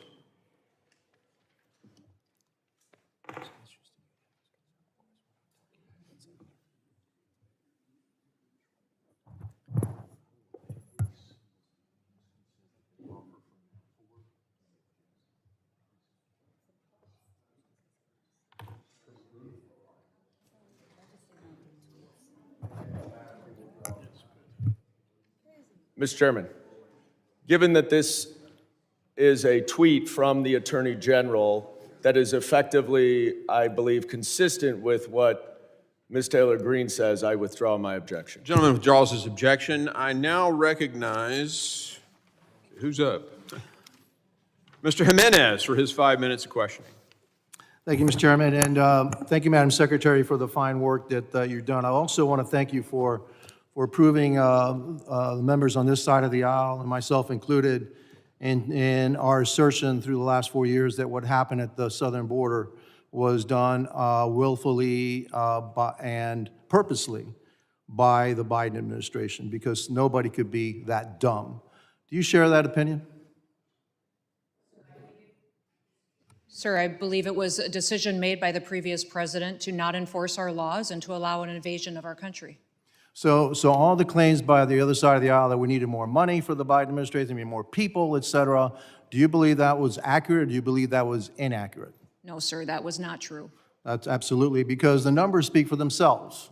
That's true. And simply by enforcing our laws and having the will to enforce our laws, we've seen a dramatic fall in the number of crossings. And so I want to thank you for that. Now I want to switch over to FEMA. I used to be the mayor of Miami-Dade County. I used to represent, and really it was my job to protect 2.8 million people in one of the most hurricane-prone areas of the United States. I was also a city manager of the city, and I was a fire chief for the city of Miami, and at the time I was also on a FEMA advisory panel. And I can tell you that FEMA needs many, many reforms. I remember as mayor of Miami-Dade County in 2015, we were still processing claims through FEMA for Hurricane Katrina, which happened 10 years earlier. And so while I do support the efforts to reform FEMA, there are certain states and cities and counties that actually can respond a heck of a lot better than others. And we can't leave those that can't fend for themselves, to fend for themselves. And so I would hope that that's part of your review and the reform of FEMA. Is that what you plan to do? Yes, sir. We know that every single state is not prepared today to take over their emergency operations. That's why the president has been clear that he wants to empower states, give them the opportunity to build out their response, to also sign MOUs with surrounding states and other resources they can use to best serve their people. He just doesn't believe that FEMA has been successful in being there in a time of crisis for people. And I can tell you, ma'am, as mayor of Miami-Dade County, that they haven't. Yeah. Okay, and that I never ever, when I talk to my people, I said, hey, we're going to have to do this ourselves. Right. There is no cavalry coming from the federal government. We have to take care of ourselves. All we need from the federal government really is the money to reimburse us. And you're not even good at doing that, okay? And so hopefully you can speed that process up. There are some people in my community that are a little bit concerned about the TPS rules and the suspension of TPS. I would hope I would request that you can meet with myself, Representative Mario Diaz-Balart, and Maria Salazar, so maybe we can do a little nuance to this so that we can put those concerns at rest. I also sent a letter to you concerning 100 Cuban oppressors. They're actually living in the United States that were granted either asylum or entry into the United States that should have never been here, and we need to deport those. Have you received that letter, or what's your department doing about looking into and vetting those 100 names that I gave you? Yes, sir. I received your letter and read it this week, and will be responding to you. And that is something that President Trump is focused on, is adding integrity back to the programs that we have. Our immigration programs, our services like TPS, like the visa waiver program, our parole, our asylum programs, a lot of those got perverted and changed and misused and abused during the last administration. And adding integrity back to them is incredibly important for this administration. TPS was always meant to be a temporary program. I agree. Built on giving people an opportunity to be safe from violence or environmental crisis that may be happening in their home country. Those individuals, we're working with them, and we'll have a chance to meet with you and the other congressmen to address their needs and see what their options are. They do have 60 days from the time it is published. Those individuals that you spoke to me about, that still has not been published in the Federal Register, so they have several months here that we can work on the solutions to make sure that they're in a program that's appropriate for their situation. Fair enough, ma'am. I appreciate that, and I hope we can have that meeting soon. Finally, I'm going to give you another example. When I was mayor of Miami-Dade County, there was then Senator Kamala Harris and a lot of other Democrats were demonstrating outside a homestead facility that was meant for children, saying how bad the conditions were, et cetera, et cetera. Well, as mayor of Miami-Dade County, I asked to actually go in there. I viewed it. I went in there. Since I speak Spanish, I actually spoke to the children. They're all being treated great. There was nothing happening there that would make me ashamed to be an American. And so what was great about that, it was that we were actually taking care of those children, unlike what happened under the Biden administration when we lost about 300,000 of them. With that, I yield back. Thank you. Gentleman yields. I now recognize Mr. Goldman for 5 minutes questioning. Thank you, Mr. Chairman. I would like to go back to Mr. Kilmar Abrego Garcia's case, Madam Secretary. But my first question for you is a pretty simple one. It's basic civics. Which branch of government does the Constitution give the authority to interpret what the law is, the judiciary or the executive branch? Sir, going forward, the interpretation of the law, you make the laws in this body. The judicial branch makes sure that they have integrity and they're applied properly to individuals. So I'm just going to take that as the judiciary branch. Now, let's focus for a second on what the judiciary branch has said about this case. We know the Supreme Court has said 9-0 that, notwithstanding your statements under oath here today, that Mr. Kilmar Abrego Garcia was afforded due process, he was in fact not afforded due process, because then if he were, you would have seen the withholding order that did not permit him to be deported to El Salvador. Now you allege, and I guess the Attorney General alleges, that he's a member of MS-13. That may very well be the case. And if he is, now that that is a foreign terrorist organization, certainly the immigration laws would allow him, and in fact require him, to be deported. I certainly would support that. But the problem that we have here is what you allege, what Ms. Green alleges, what the Attorney General alleges, is not the judiciary. You don't get to decide whether or not he is an MS-13 member. And you don't have to take my word for it, because Judge Wilkinson, a Fourth Circuit judge, very conservative, addressed this argument. He said, the government asserts that Abrego Garcia is a terrorist and a member of MS-13. Perhaps, but perhaps not. Regardless, he is still entitled to due process. If the government is confident in its position, it should be assured that position will prevail in proceedings to terminate the withholding of removal order. Will you commit right now to give Mr. Abrego Garcia that process where you can prove your allegation that he is a member of MS-13? Congressman, that judge that you just quoted did not say he was not a member of MS-13. Who did say that he was a member of MS-13 was law enforcement officers that encountered this individual. Yeah, he knows we that. had This is a Fourth Circuit judge. He knows all of what the evidence is, and he's saying if that evidence. So you're not going to commit to follow this order. You won't commit to follow this court order. By the way, he identified Madam Secretary, himself. I reclaim my time. Stop filibustering. Stop filibustering. He was surrounded by gang members of MS-13. Will you give Mr. Abrego Garcia the due process that the Supreme Court and Judge Wilkinson has required you to give him? Abrego Garcia is an El Salvador resident who is in his home country. If he were to come back to this country, he would be immediately removed again. How do you know? He has received and been treated appropriately, So sir, and he is not. How can in you this say he's country been anymore. treated appropriately if the Supreme Court has ruled 9-0?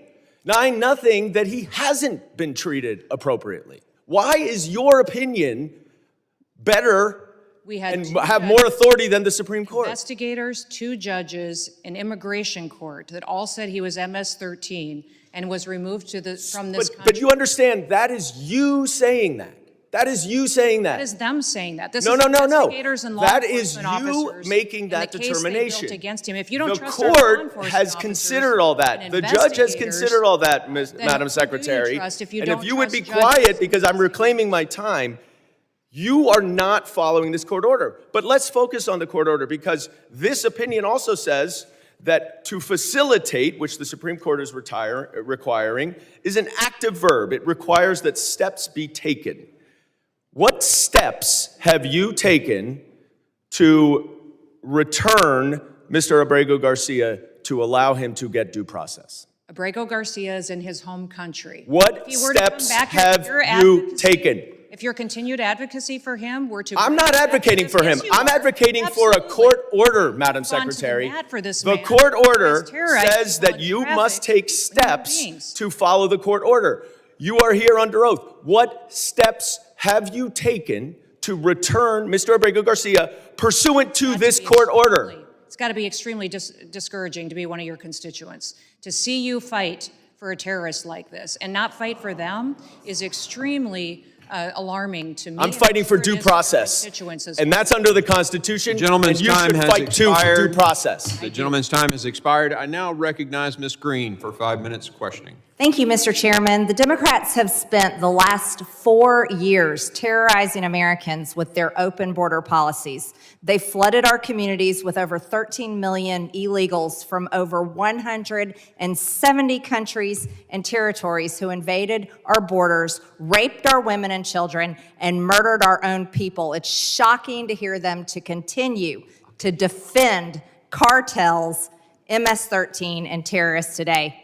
Democrats claimed over and over again that legislation was needed to fix the problems that they created, yet to this day, no new border legislation has been enacted, and border crossings are down 93%.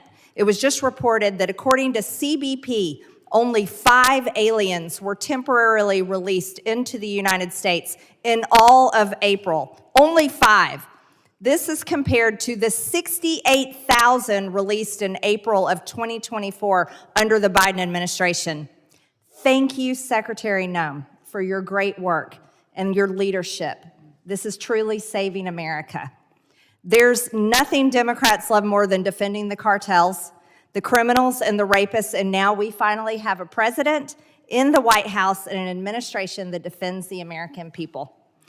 As you're aware, Secretary Noem, CISA previously developed a censorship laundering scheme through its counter mis, dis, and malinformation, MDM, efforts that suppressed conservative opinions and went after President Trump's supporters. Members of Congress, senators, including myself, were permanently banned. I was permanently banned on Twitter under this. What started as an election interference campaign eventually developed into censoring issues well beyond the election and COVID and climate change.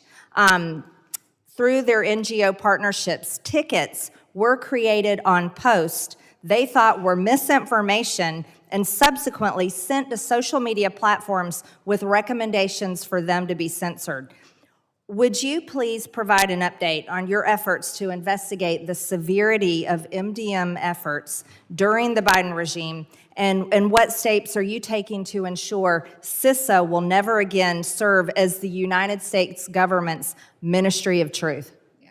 No, thank you, Congressman. The CISA definitely was so far off mission, they forgot what their purpose clearly was. The CISA was created to hunt down bad actors and to harden our systems, to support local infrastructure, critical infrastructure that makes this country run, and those small and medium-sized businesses that don't have the resources to make sure that their software programs, their technology was secure from hackers and from bad actors around the world.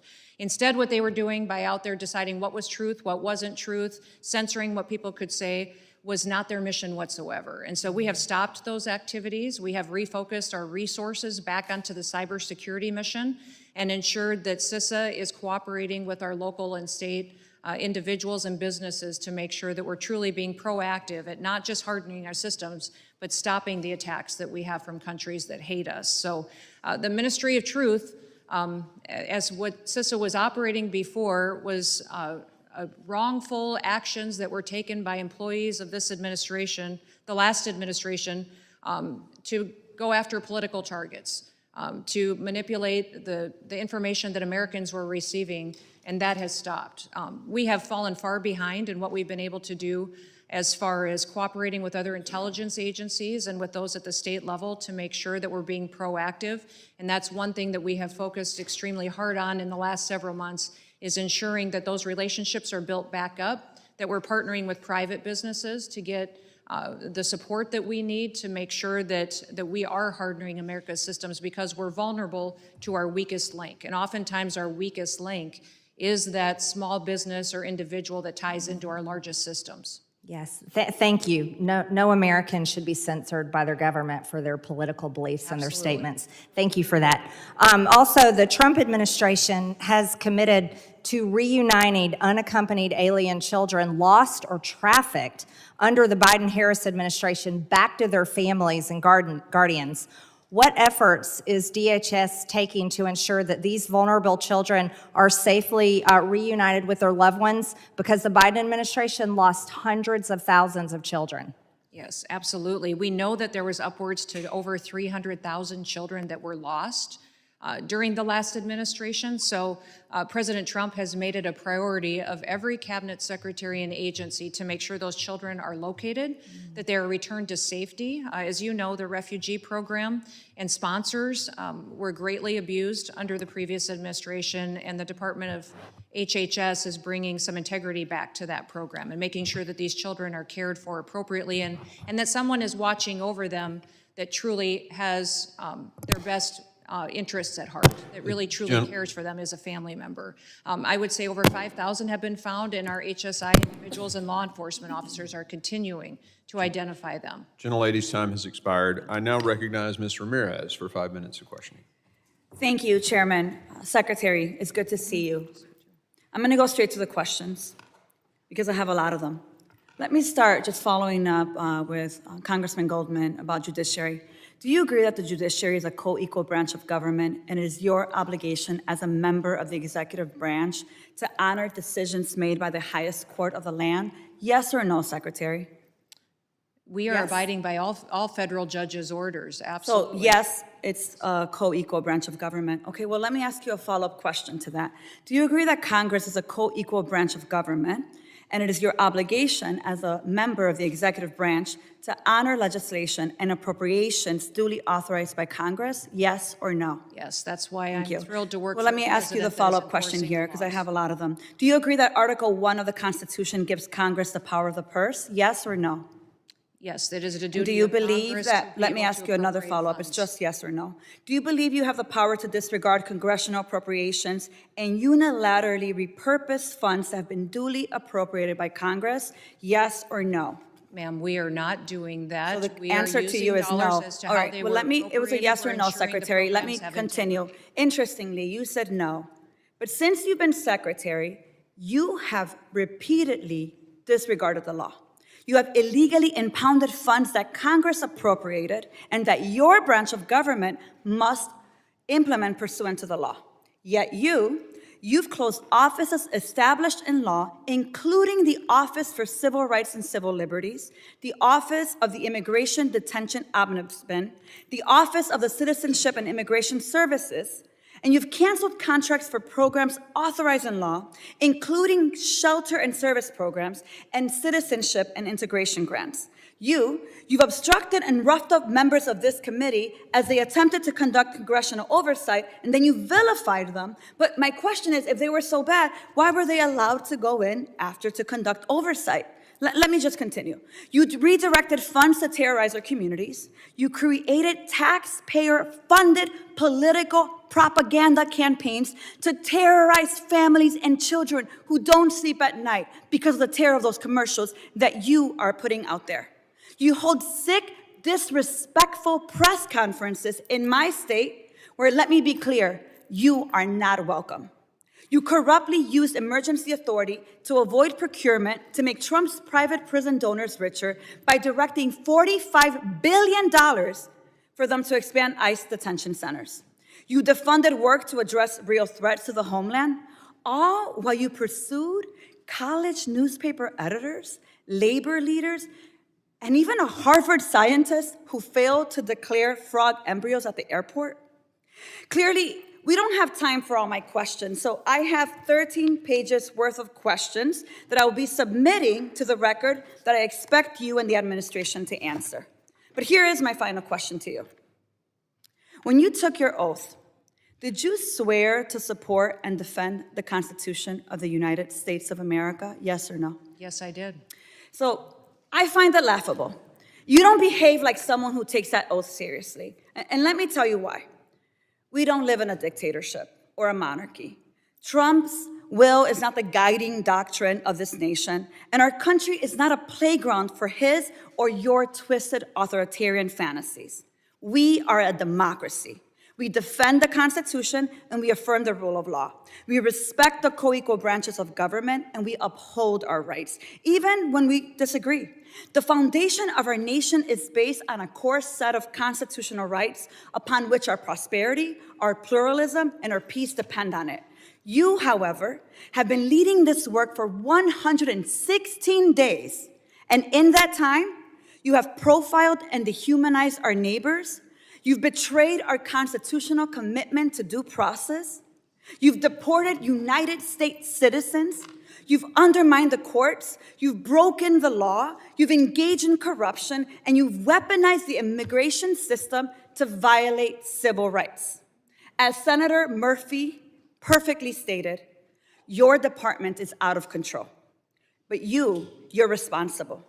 You have betrayed the sacred fundamentals of your oath. And I believe to my core that you are not fit to hold the office. And I again, to your face, demand your immediate resignation. And I put it and place it on the record for all of us to see. With that, Chairman, I yield back. General yields. Mr. Gabarino is recognized. Thank you, Chairman. Madam Secretary, thank you so much for being here today. I'm the chairman of the Subcommittee on Cybersecurity Infrastructure Protection, so I work with CISA a lot. I have a few quick questions for you. Cybersecurity Information Sharing Act of 2015 provides the modern basis for information sharing between the private sector and the federal government. My subcommittee tomorrow will be having a hearing on CISA, the renewal of CISA 2015, since it expires in September. I'm just wondering, do you support the reauthorization of CISA 2015 ahead of its expiration? Yes, I do, sir. It's an incredibly important piece of legislation. Wonderful. Thank you very much. Another hearing that we had this year, we dealt with the proposed CERCIA rulemaking process, and it started under the Biden administration. We heard from industry; they were not happy the way it went. I'm not happy with the way. I'm sure a lot of people aren't happy the way it went, and I still remain concerned that the scope of the proposed rules have strayed from congressional intent. One of the things that came up at our hearing was whether or not CISA would consider to provide an ex parte process so we could get more comments from industry and hopefully get this back on track instead of starting over from scratch because it has to be done. Is that something that the department would consider? Yes, we would support that, sir. I think that more input from the private sector is important to make sure we're doing the appropriate actions. I mean, information sharing and making sure that people are actually responding to incidents instead of talking to their attorneys, I think is very, very important. And we want to make sure that this is the response rule, not just one of many other rules that are out there. I sent a letter back on February 19th regarding workforce reductions.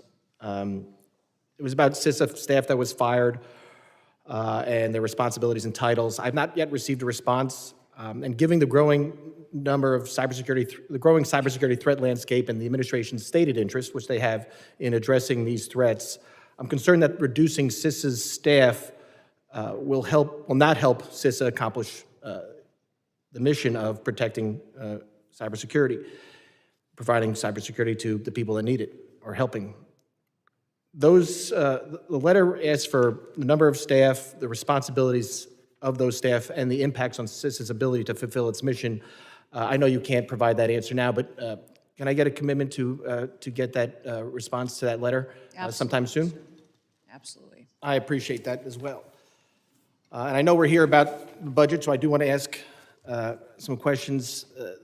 In the administration's skinny budget request, it's seeking a $491 million reduction for CISA. I'm all on board with getting rid of disinformation and misinformation, and I was supportive of that cut, but that was in fiscal year 2023, that was only $20 million. Only $20 million of its budget went, so getting rid of that still leaves about $471 million of cuts. Which is about a 17% cut to its total budget. Why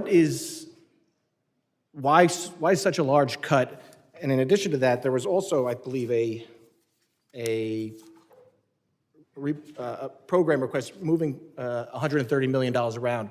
What programs are going to be affected with that request? Well, Congressman, the focus within CISA needs to be on ensuring that it's fulfilling why it was created. It was created to support critical infrastructure and to make sure that we're out there addressing the cybersecurity concerns that we have. The reductions that you see are in the areas where it got off mission, where it was involved in mis, dis, and malinformation, and also the censorship activities. That's where the reflection is, but the cybersecurity side of CISA is strengthened and emboldened under President Trump's leadership and will be into the future, and making sure that we're giving them the tools that they need to create new partnerships. Those plans to partner with private industries will make us much more efficient and accountable to taxpayers, while making sure that we actually have answers to some of the threats that we have in front of us. That's the thing that has alarmed me the most about CISA is the lack of information that they have, the lack of solutions that they have, and how they protect our critical infrastructure. And when you look at Volt Typhoon, it wasn't just that we're vulnerable. It's that the Chinese have proven, PRC has proven with bad actors that they can shut down our water plants, our electrical grid, that they have the ability to do that. And if we think something in the past like a pandemic or a crisis like that was scary, wait until people's electricity is gone or their water system shuts down. And so that is one of the reasons why CISA needs to be laser focused on truly what its mission is. Yeah, I appreciate that, and I'm out of time, but I also just want to say I hope we can work together on this, and I'm very excited for Mr. Planke's nomination. I think he's going to do a great job, and hopefully they can confirm him sometime soon. But I'd like to talk to you more about the budget when we have a chance. Time has expired.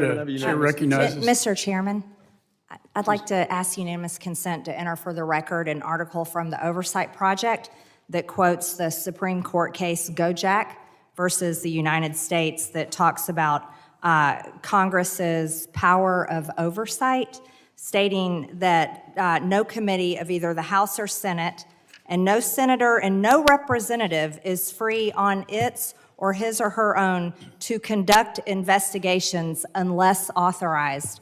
And that was a Supreme Court case. I'd also ask you— Without objection, so ordered. Thank you. I also ask unanimous consent to enter for the record that the ICE facility that Democrats and one of our own members here stormed, according to the Secretary, Assistant Secretary of Homeland, categorized these detainees in ICE as murderers, terrorists, child rapists, and MS-13 gang members. Without objection, so Mr. Chairman, Thank you, Mr. Chairman. I have unanimous consent. Mr. Goldman is recognized. I would like to introduce an article just published by Bloomberg Government in which the acting director of Immigrations and Customs Enforcement acknowledges that any member of Congress has the right to show up at any detention facility with or without appointments, and that he will follow that law.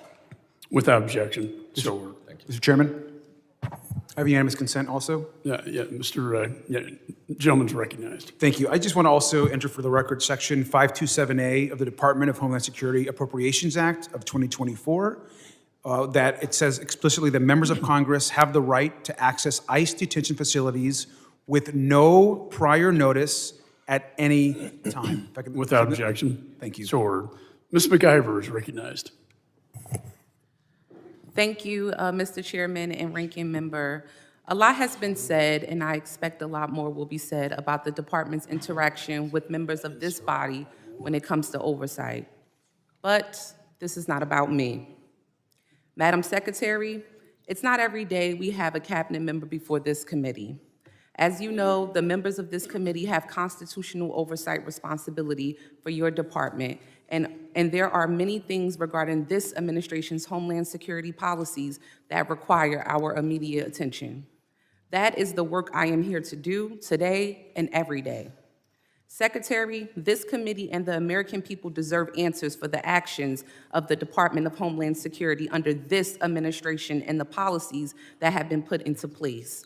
The department has overseen a regime of cruelty, chaos, and deep disregard for human dignity, all under the pretense of security. The department is being mismanaged, and its policies undermine our nation's values. This does not make us safer, the exact opposite, exactly. Secretary, we need answers about your department's union busting at TSA, deporting U.S. citizens, terminating the legal status of international students for no apparent reason, and disregarding the rule of law. None of these issues at your department exist in a vacuum.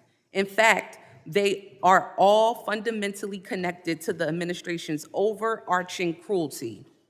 We want to hear from you because we are hoping you can make it make sense for us.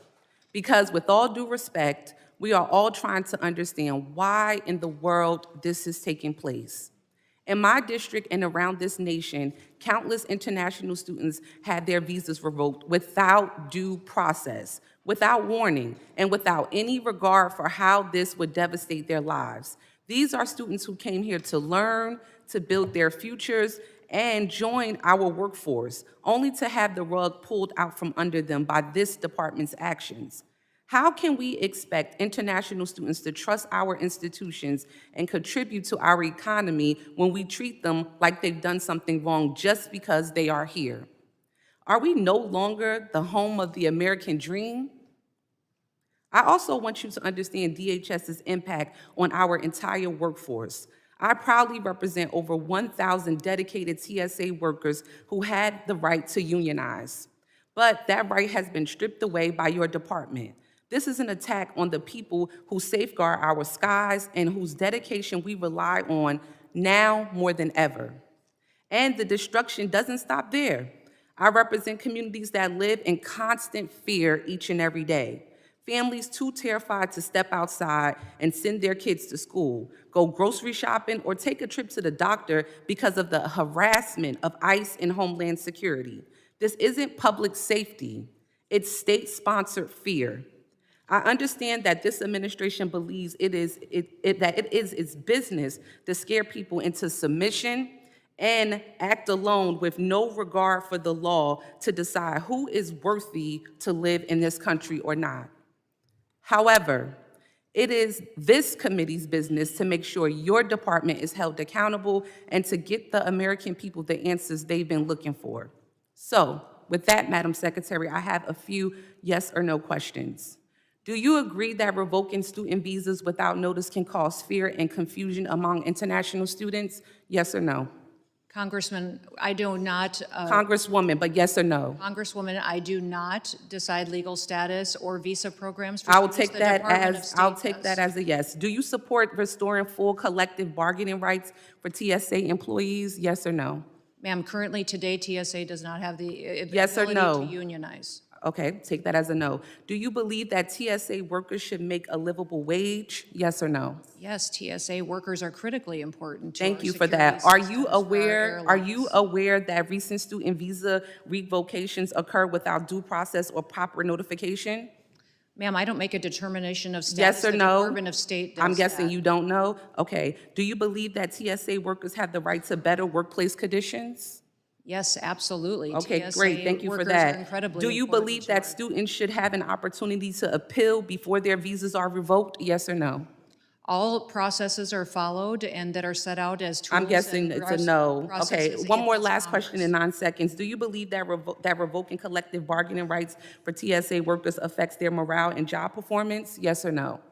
I believe TSA is critically important. Okay, in I'll the take future that and as, they have maybe been- you don't know, maybe it's yes or no. Gentlelady's time has That I will- expired. I now that I recognize yield. Mr. Gonzalez for 5 minutes of his questioning. Thank you, Chairman, and thank you, Madam Secretary, for doing a wonderful job. And it's been a breath of fresh air. A lot of people like to talk about the border. I represent a large part of the border. The places that are on TV are the places that you have visited, the places that I represent, like Del Rio, like Eagle Pass, like El Paso, other places. And y'all have done a fantastic job. I want to start with BORTAC. BORTAC has been, when we talk about how do we go out and apprehend these hundreds of thousands, if not millions, of convicted criminal illegal aliens that are a threat to all our communities, BORTAC is always the answer. I recently met with them. They're based out of Fort Bliss. They're in El Paso. They're always the ones that go out and are doing the heavy lifting. If I'd love to put this on your radar. I know you're making a lot of budgetary decisions, and the administration is. That facility is way, way outdated. For the work that they do, they need a new facility. And I know it's on Fort Bliss. If there's a way that we can work either through this committee or through the Appropriations Committee to find a way to give them the proper housing, just the proper headquarters that they need, I think this would be very critical in going out there. I'd love to hear your thoughts on BORTAC. Yeah, I spent some time with them as well down at Fort Bliss, and they do incredible work, and they don't just operate within their own agency, but also partner with other law enforcement agencies and meet needs around the country at a moment's notice. So their skill set is unique. Their specialty training is needed, and in fact, it needs to be expanded. We could use more teams like they have and give them more opportunities to continue to serve, because the skill set they bring to the table keeps people safer. And helps us meet the challenges with what we need to protect our officers out in the field and to make sure citizens are protected as well. So we'll certainly look at their facilities and see what we can do to strengthen the resources that they have.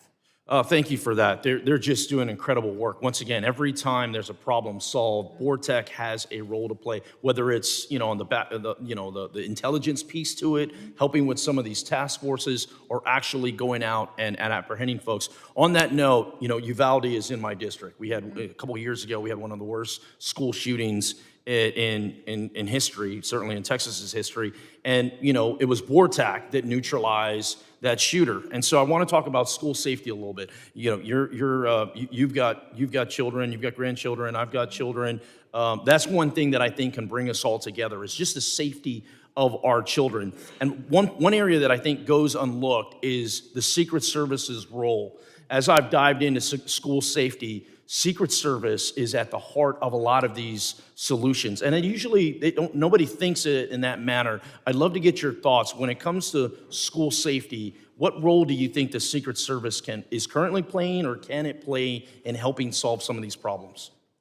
Well, right now, Secret Service is underutilized, and they also are under-resourced. If you look through our reconciliation request and also fiscal year 26 budget request, there's additional dollars that are needed to really give Secret Service the tools, the training, and the resources that they need to meet every single situation that they're involved in right now. Obviously, they have the protectee units and agents that are out there on the ground protecting individuals, and the most powerful in the world, but also they have an investigative side that is a skill set that many other agencies like to tap into and ask them for insight into. So working to protect our kids are our future. They really are what America is going to be and is today for many, many years. So it's incredibly important that we use that skill set to give advice, wisdom, but also training to those individuals that secure our schools. You know, the Department of Education has a partnership with us in how we train school security officers, but also how we go out and support local law enforcement to respond to situations like you experienced in your home district. It's a tragedy that we can be better equipped for and prepared for in the future, and making sure that we're taking care of people ahead of time. That's it. And addressing the concerns and the flags that happen before we end up in a situation like you experienced. Yeah, I appreciate that response, and I'm really trying to get ahead of a problem, not wait for the problem to occur and then blame somebody else for why the problem was there. Like, let's just make sure our kids are safe as we harden schools, as we look for ideas to strengthen family units and do those different things. Once again, the Secret Service constantly continues to come up, so I look forward to working with you on that and other. One thing I would say is in the last several months, Secret Service recruitment has been up over 200%. Amazing. And under President Trump and the recruitment efforts that we've had for that agency, overwhelmingly people want to be a part of their mission in the future. You know, part of my schools, and I know I have just a little time, so part of my district, you know, the Guardian program where teachers are armed is what works for that community. Other communities, they don't want to have their teachers armed. That, in my eyes, that's something for them to decide. But as far as a federal government response, I think the Secret Service can add to whatever local ideas they have. So I look forward to working with you on strengthening that and others. Thank you again, and I yield back, Chairman. Gentleman's time has expired. I now recognize Ms. Johnson for 5 minutes. Questions? Thank you so much, Mr. Texas Chairman. to Texas. And thank you, Madam Secretary, for appearing before our committee today. I want to address several issues. I'm going to try not to repeat a lot of issues that have been addressed, but I do have some substantial concerns over how ICE agents present themselves to the public. Oftentimes, we've seen many videos out there where they're masked and not properly identified.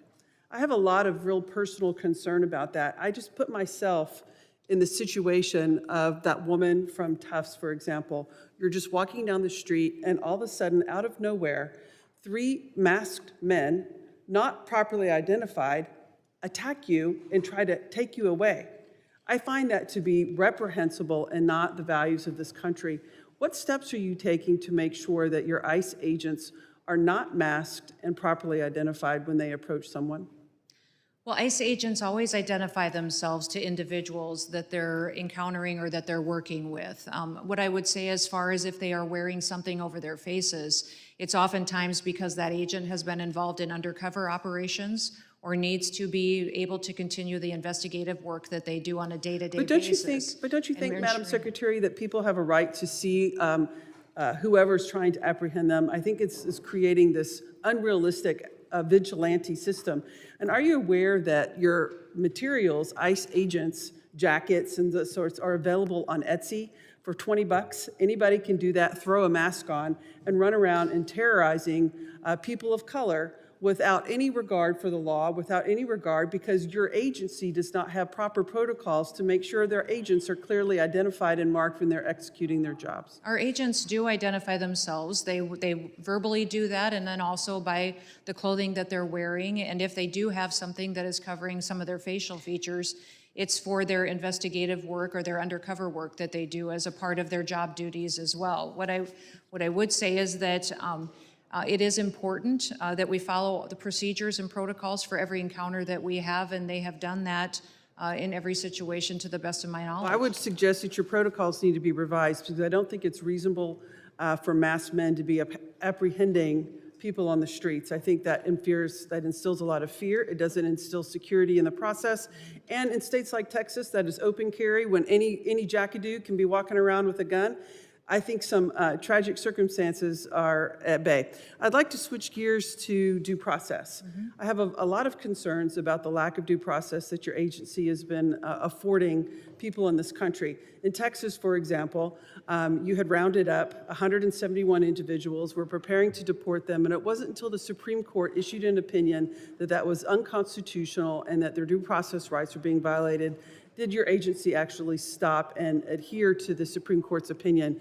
My question to you is, Has those efforts ceased in your agency? Are you going to cease trying to deport people without access to due process in the courts of law in compliance with the United States Supreme Court? Well, Congresswoman, we are following due process and using it as to how Congress has laid out to us in statute, and we are complying with all federal judges' orders as well. Well, you weren't complying at that time. It took the United States were. Supreme Court to order you to comply. So you hadn't proactively complied on your own. You were intending to wrongfully deport people without access to a court hearing, without access to the rule of law. And that is why it was necessary for the United States Supreme Court, process does not guarantee a hearing. who issued an opinion ordering you and your agency to comply with the due process rights of the people in this country. That's what separates, that's what makes our country great, is we do have access to due process. And so my comment to you is I'm hoping as you move forward, because initially as you were proceeding through these deportation processes, you were not affording people due process, and the Supreme Court has now ordered you to do so. So I am assuming by your testimony that you do intend to comply with the Supreme Court's order moving forward, and we're not going to have any more instances of wrongful deportation without proper access to due process. Is that correct?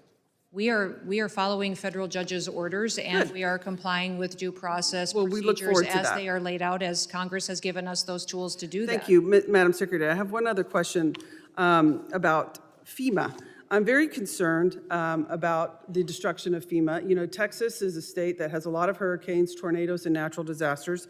We rely upon FEMA extensively, and I'm very worried about that. And when you are governor, though, you actually utilized FEMA for your own state. So you did recognize at the time when you were serving as a governor that FEMA played an important role in natural disasters within South Dakota. Is that correct? Yes, we had 12 FEMA-related disasters during the 6 years I served as governor of the state of South Dakota. But I just find it, I'm running out of time, but I just find it ironic. I now recognize Mr. Pfluger, the gentleman from Texas, for 5 minutes. Thank you, Mr. Chairman. Secretary, thank you for being here. What a difference an election makes, what a difference a Congress makes, what a difference having you here instead of asking thousands of questions and getting no answers. And I'll start with the first question that I left off with and I know that may be funny to my colleagues, but it's not funny to me because of the known and suspected terrorists, the KSTs that came into this country. And I'll basically lead off with the last question that I asked your predecessor, which was the policy of the Department of Homeland Security and this administration when it comes to KSTs. And talk to us about the successes that we've had and kind of where we stand, because they left us with a real mess with 40 plus people that were in this country. And, you know, I'd like to hear what your department has done and tell us kind of the path forward. Yeah, absolutely, Congressman. The previous administration let a lot of dangerous individuals into this country and get a foothold, and then not only just allowing them to perpetuate terrorist activities in our country, but also recruit new members and to build out their systems and to gain access to our infrastructure. So I'm very proud of the fact that President Trump has aggressively enforced the law. Let us use the tools that are afforded to us under the Department of Homeland Security to address these threats, bring them to justice and face consequences, and to get them out of our country.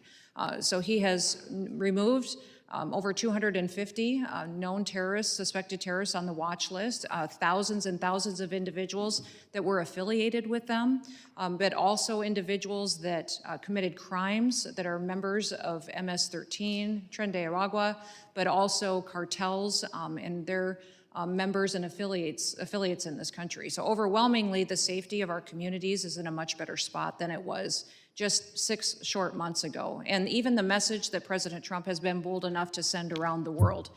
He specifically told me, Kristi, if you're given this job, I want you to tell the world that America has new leadership, that we are enforcing our laws now, and that Americans get to be prioritized and their safety comes first. And if you want to break our laws and come to this country, don't even try it.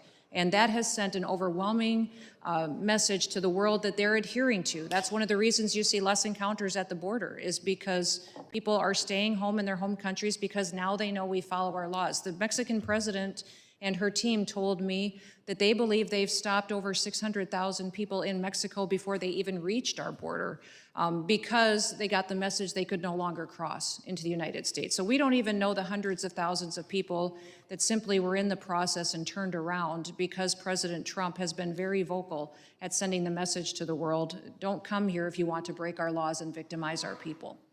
Well, the deterrent value of the policy, just enforcing the laws, has certainly been noticeable. I represent a district that includes part of your air and marine operations that flies drones out of San Angelo, Texas, and flies into the Gulf of Mexico, but also along the border. One of the issues that we faced in the previous administration was this huge number of known gotaways.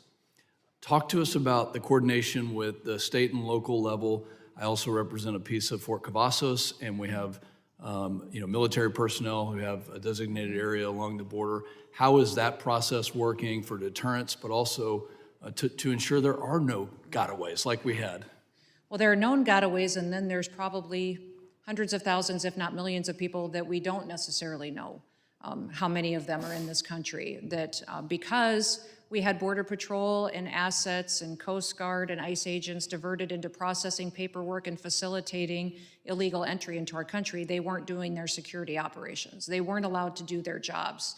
People have talked about me being out on the front lines with all of our components and agencies. I'll tell you why I'm there. The reason I'm walking alongside them is because I want to understand their jobs, where they don't have the equipment that they need, what authorizations and authorities they need to do their jobs. And overwhelmingly, they appreciate the fact that they finally have a secretary that shows up to walk alongside them, one that rides with them and doesn't ride over them and doesn't listen to them and has never been out in the field. They want me to be with them, and they're proud of the fact that I don't mind representing them and their agency to the rest of the world, saying I'm proud of the work that they do.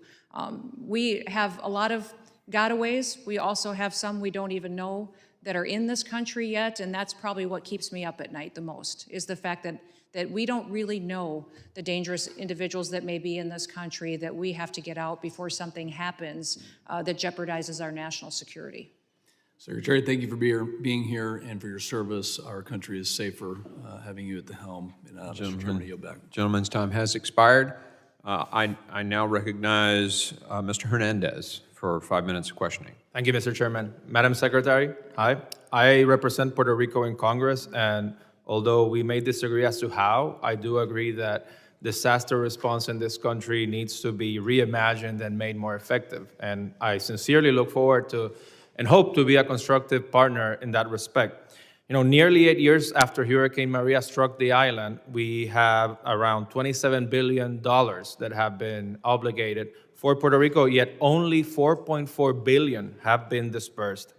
In the interest of time, I appreciate brief answers because there's a lot of anxiety in the island as to the future of these funds. Can you assure the people of Puerto Rico that these obligated funds are safe, regardless of any FEMA restructuring? That is the biggest concern that we have within FEMA right now is outstanding claims. And the worst thing the federal government can do is to say that there is a claim here, it's valid, that we are committed to fulfilling that responsibility. I'm sorry, in the interest of time, could you say yes or no? So those claims are something my team is going through right now and evaluating, and President Trump is committed I will to assume following that, through that the and answer is making no, sure and I'll people proceed to have- the next question, and I hope that we can work to make sure that those funds get to the people. Is it your department's view that the Puerto Rico government has done everything in its power to expedite the reconstruction process? Oh, I believe that Puerto Rico has been working hard to reconstruct and to put itself back together and partnering with the federal government as well. Your So is the governor has obstacle been- in the disbursements FEMA's fault? The what? Is the obstacle in these disbursements FEMA's responsibility? I don't have the knowledge to know specifically where all the problems are with the response in Puerto Rico, although I do know that FEMA has not fulfilled the obligations it previously promised to the Thank island. you. I'm going to shift to immigration in the interest of time. So you served as governor of South Dakota. Would you advise governors to give public assurances that federal immigration enforcement will not take place in their state? Would I advise to governors that they not? That they give public assurances that immigration enforcement will not occur in their states? No, I prefer that governors partner with us to make their states safer. I believe that the relationships that we have on the ground in many states is absolutely critical to making sure. So the that answer is no. communities You and would not families are advise them to protected. tell their constituents, no, there will not be any enforcement in this state. Would you have publicly told immigrants, as governor in your state, not to worry about deportations because your state wasn't a border state like Texas or California? I felt as though my state was a border state because we were every day impacted by the drug trafficking and the human trafficking that was coming over the border and had put a foothold in the state of South Dakota. Every state was dramatically impacted. Okay, so by the open border you policies you of the would Biden not have told immigrants in your state, don't worry about deportation. You would not have said that. The laws need to apply equally to everybody. That's what is so discouraging about the previous administration is they picked winners Okay, and losers. so They that's decided that who the it question applied has been to answered. That's and fine. who it didn't. That would doesn't not happen you would anymore. not say that. You Now would the not law- you now would the tell your laws- constituents immigration laws will be enforced in this state whether or not we are a border state like California or Texas. Laws will be enforced, absolutely. In January, the governor of Puerto Rico made an opposite claim. She told immigrants not to worry about deportations because we're not Texas or California. Days later, ICE conducted enforcement operations in immigrant neighborhoods in San Juan. Was that a responsible thing to say? I didn't hear her say that and haven't heard this before, but I believe that the partnerships we have with governors is extremely powerful in keeping their communities safe. That's a no answer. Was she aware, was she briefed by DHS about the immigrant raids that would happen in the ensuing days? I have no knowledge to that situation. What I will tell you is that every governor that I know of feels the responsibility of protecting their state, and they should be making the best decisions to secure their communities and their families that live there. And that includes telling people in their states or jurisdictions, the administration's policy is that there will be raids to detain people who were undocumented in their jurisdictions, not to tell them, don't worry, this will not happen here. I am not certain as to the situation you're speaking to. I'll get more information so that I can respond to you appropriately. But I'm not certain. hypothetically, I'm not as certain what governor, announcements would you have told the people of your state, the laws will be enforced here as in any other state? What I would tell my people of South Dakota is that my job is to work for them and to represent them and to be their leader and protect their best interests. That includes making sure that citizens of South Dakota are my #1 priority every day. I understand that, and I thank you for your time. And like I said at the beginning of my turn, I do look forward to working constructively on ways to reimagine FEMA and disaster response and to make sure that those funds, which today you have told us are not guaranteed for the people of Puerto Rico, are guaranteed and delivered on time. Thank you. Gentleman's time is expired. I now recognize Mr. Luttrell for 5 minutes of questioning. Thank you, Mr. Chairman. Madam Secretary, how are you today? I'd like to talk about the health and wellness of our operators, our DHS and immigration, everyone that's underneath your portfolio. I think the one thing that's often lost is that, you have military veterans in the room with you, and our role and responsibility was to put on a uniform in our body armor, and we deployed globally to fight terrorism. And we had to leave the country to do that. And the men and women under DHS, they put on their uniforms every day and deploy right out their front door. And that's challenging. That is a unforgivable, kind of space. And my focus in the veteran community and active duty service, as well as your department, is the health and wellness of our operators currently and after they leave the career. Can you shed some light on it? And to make another point, my lovely colleague from Texas was concerned about they cover their faces up and the kits that they wear, and I can understand that's aggressive. That's a posturing, and it's not. We don't get in gunfights every day, but the day that happens, you will appreciate the fact that you're wearing that uniform. And I'll also add, it's just, if you're presented with somebody that's got their face covered, that can be scary. I got it. But when you're dealing with terrorist organizations that are internal and on our borders, it's not the operator that they're going to go after. They'll take a picture of that face and go after the families. So it's anonymity for the operators too, which needs to be said because it's important to protect the men and women that work under your department. So if you will, please, can you kind of shed some light on me where we currently are now that you're the secretary for our health and wellness, cognitively and physically, and where we're going, please? Well, it is a concern for me, especially since we've seen an escalation in violence against our law enforcement officers, and specifically those even within the Department of Homeland Security. The aggression that they face every single day as a part of their job duties is something that we have to make sure that we recognize and that we have the tools to help them and their family be successful. So going forward and making sure that we're providing health care, but also mental health care is a priority of the department and this administration, recognizing that the previous administration let a lot of dangerous individuals, terrorists, and gang members and known cartel members into this country. And now, and they've recruited new members, and they've recruited homegrown terrorists that are citizens of the United States that are members of TDA now and MS-13 that present new and unique challenges. That is something that we have made a priority to make sure that we're equipping them, to prepare them for situations they're going to face with training and giving them the right equipment to protect themselves, but also when they step back from that line of duty, how we can help them be whole and go back and live a successful life with their family. What I would say is that it's difficult in areas of this country that were neglected for too long, especially in our Coast Guard.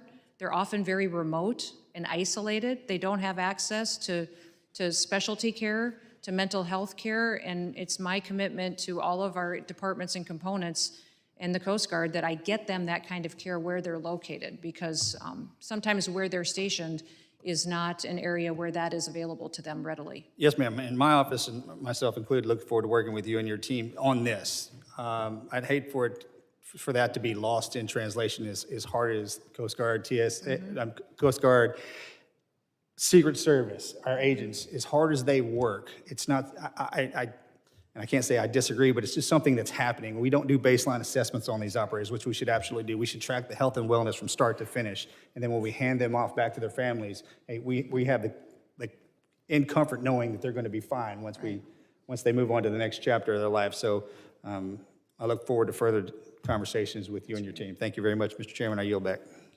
Gentleman yields. I now recognize Mr. Kennedy from New York for 5 minutes questioning. Thank you, Mr. Chairman.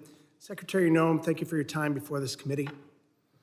Today is a solemn day for my community in Buffalo, New York. 3 years ago, on May 14th, 2022, a gunman, motivated by racism and hatred, drove 2.5 hours from his home to the east side of Buffalo to carry out an act of domestic terrorism. Equipped with enhanced body armor, a tactical helmet, and a semi-automatic rifle, the gunman opened fire at a local grocery store in a predominantly black community. In just 123 seconds, he took 10 innocent souls that day, severely injured 3, and traumatized countless other individuals. Because of this act of domestic terrorism, radicalized and indoctrinated online, and carried out in the name of white supremacy, families in my community will never be whole again. Buffalo now joins a growing list of communities impacted by mass shootings carried out by lone wolf, homegrown, domestically radicalized, disturbed individuals. Secretary Noem, in your written testimony today, there's not one mention of this kind of threat to the homeland. You refer to foreign terrorist organizations. You refer to aliens who are affiliated with foreign terrorism. You refer to arrests of suspected gang members. Not once do you mention the term domestic terrorism, domestic terrorist, or lone wolf. There's a gaping hole in your testimony today. You fail to reassure this committee or the American people that you'll protect the homeland from bad actors, radicalized right here in the U.S., like the gunman who opened fire on my community 3 years ago today. There's been a systematic, intentional effort by your department and this administration since January 20th to ignore the very real threat posed by domestic terrorism. This is a blatant negligence made abundantly clear by the administration's budget and by President Trump's broader actions to defund the Department of Homeland Security initiatives that track and prevent domestic terrorism. The Trump administration's budget proposal for the Department of Homeland Security completely eliminates the Targeted Violence and Terrorism Prevention Grant Program, a critical DHS program dedicated to helping local communities, including law enforcement, to develop and strengthen efforts to counter attacks of targeted violence and terrorism, just like the racist Buffalo attack.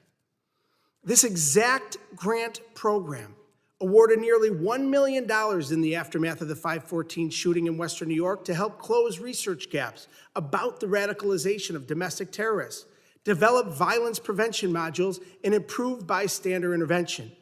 This program was also used to harden safety and prevention efforts in other communities that experienced targeted domestic terrorism, including a school shooting in Oakland County, Michigan, and a pattern of other domestic terrorist incidents.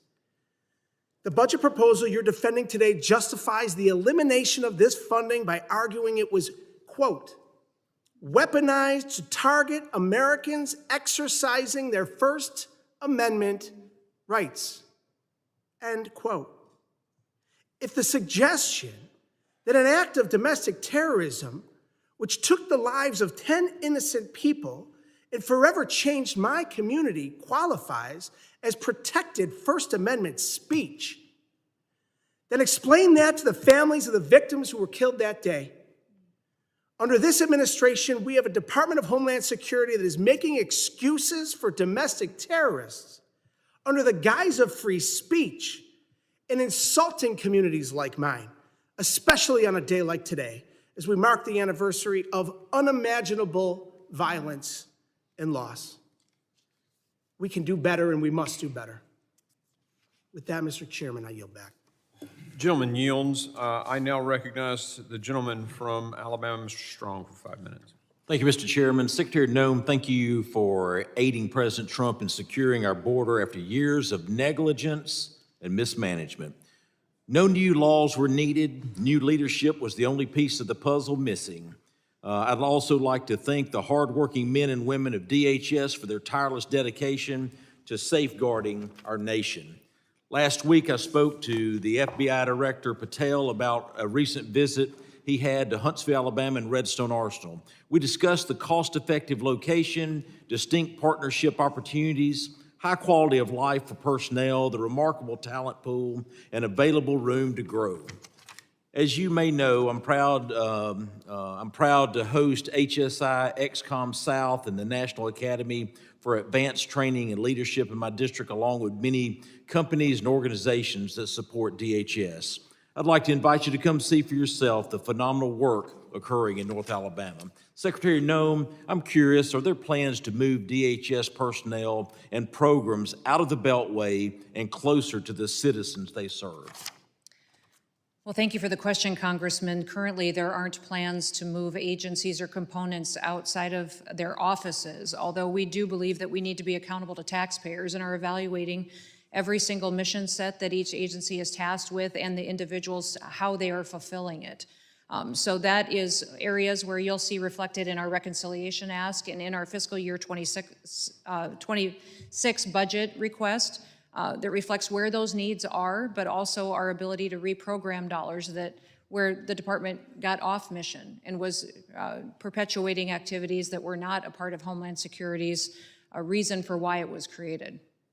Thank you. I'd also be remiss if I didn't mention my role as chairman of the Emergency Management and Technology Subcommittee, and I want to thank you for meeting with us in New Orleans. You made your schedule available to meet that committee right after you were confirmed, and we really appreciate that. As you can imagine, I have an interest in the work of FEMA Review Council and was pleased to see the announcement of 13 new members. Secretary Noem, the President's executive order said the council would have up to 20 members. Will additional members be added, and how are you coordinating with the White House on the council? Yes, absolutely. There is the potential for new members to be added, and that is a current evaluation that's ongoing with me and my team and the White House as well. So if you have recommendations, we certainly would continue to receive those. Thank you. We're excited about those recommendations. What do you anticipate the priorities of the council will be, and how can we support that work?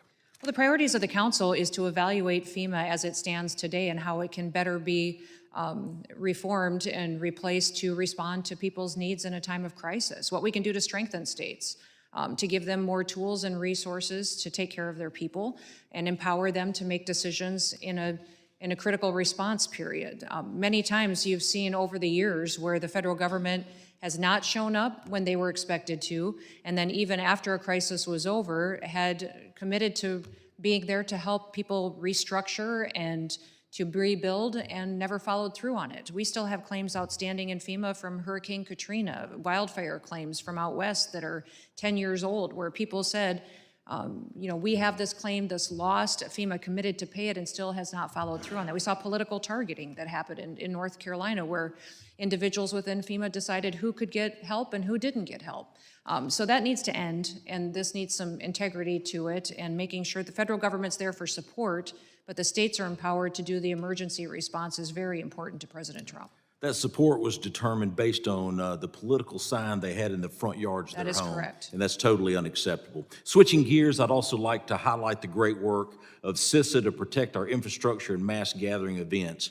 Their training and exercises help states and localities respond quickly and effectively to evolving threats. In Huntsville, Alabama, collaboration among the FBI, ATF, CISA Office for Bombing Prevention represents a national hub of expertise focused on countering bomb threats and the use of explosives by adversaries. Secretary Noem, can you speak to how CISA is working with interagency partners to secure infrastructure, particularly ahead of the World Cup and Olympics? Yeah, CISA is the federal cybersecurity agency.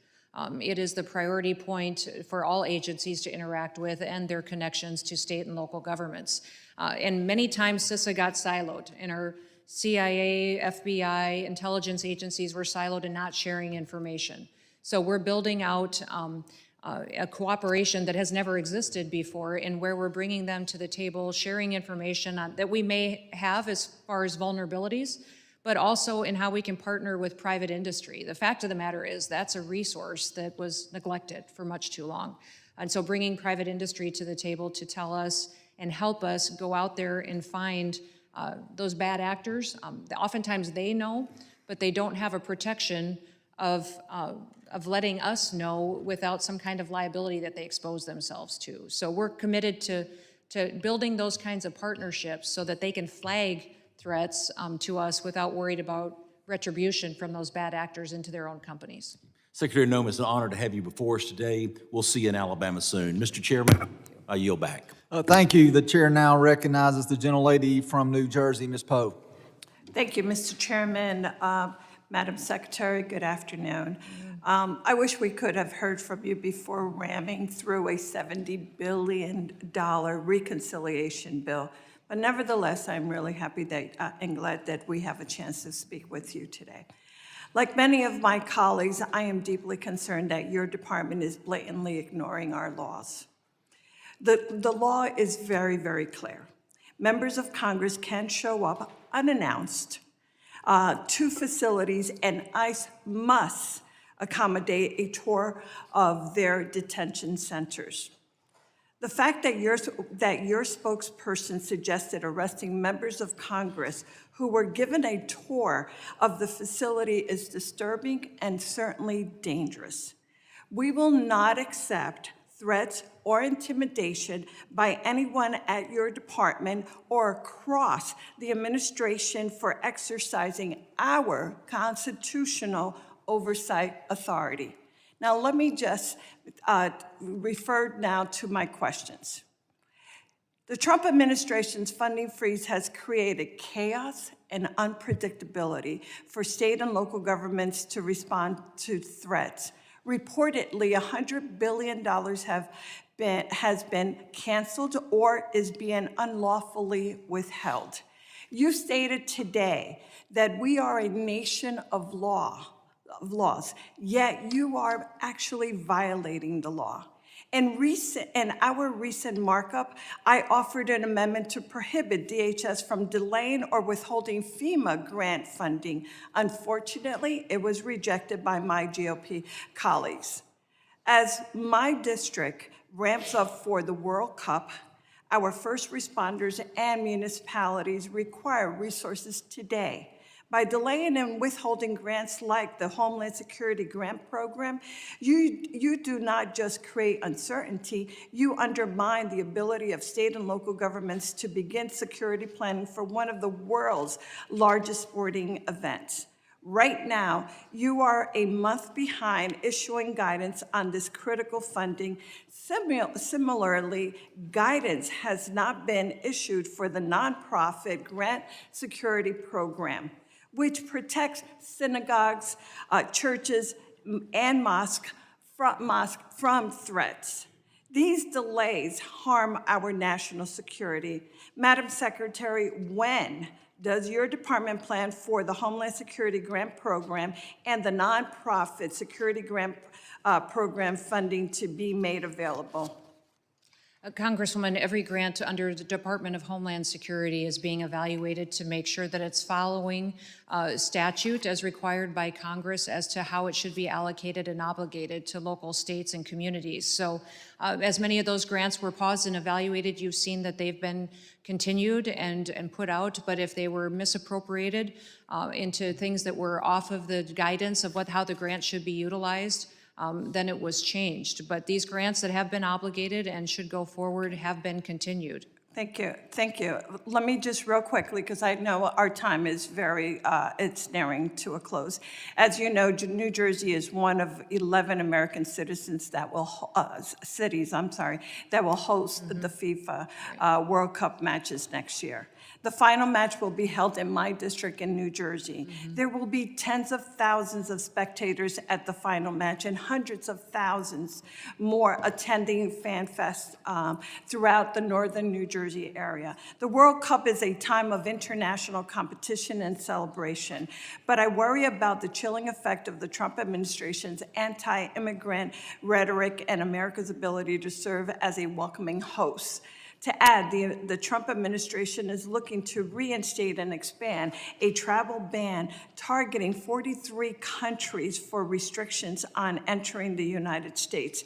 Can you please tell us how you will ensure that fans traveling legally to the United States are not targeted for immigration raids? We are already working as an administration with the teams from all the countries that will come and be competing and their fans as well to process their paperwork and to help facilitate their travel to the United States. And as you've seen, the president has formulated a task force that will focus on holding this unprecedented event and doing it in the safest manner possible while adding hospitality to it and having people enjoy the matches and enjoy interacting with each other. And as you know, over 10 million people will attend the matches over that month-long period of time. Over 22 million people will interact through activities. You'd mentioned Fan Fest, and that is something that the Department of Homeland Security is tasked with. It's our responsibility to partner with local communities and cities that are the hosts, and we'll be working with your city as well to ensure that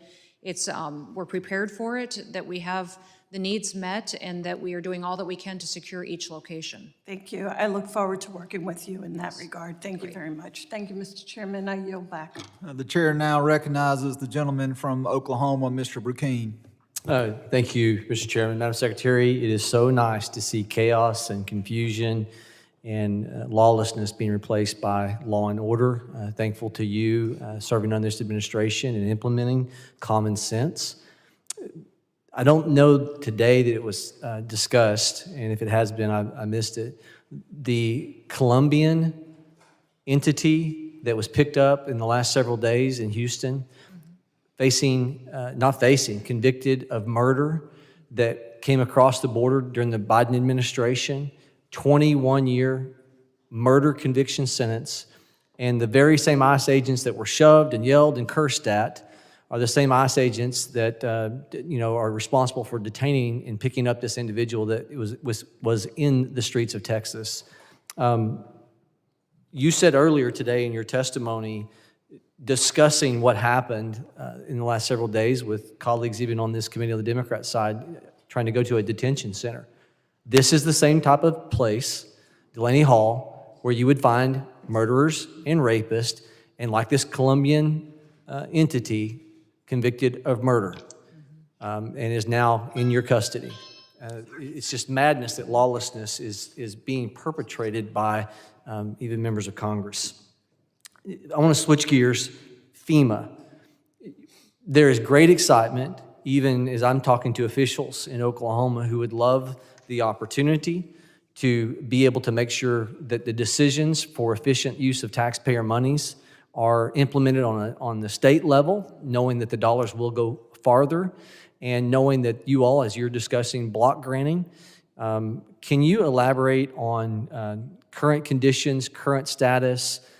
There are people all over the country, even, there's a Democrat member that is former emergency management who talks about the efficiencies that can be picked up on the state level. Can you talk about where you all are at, where we're headed on FEMA reform that can make the taxpayer dollar go farther?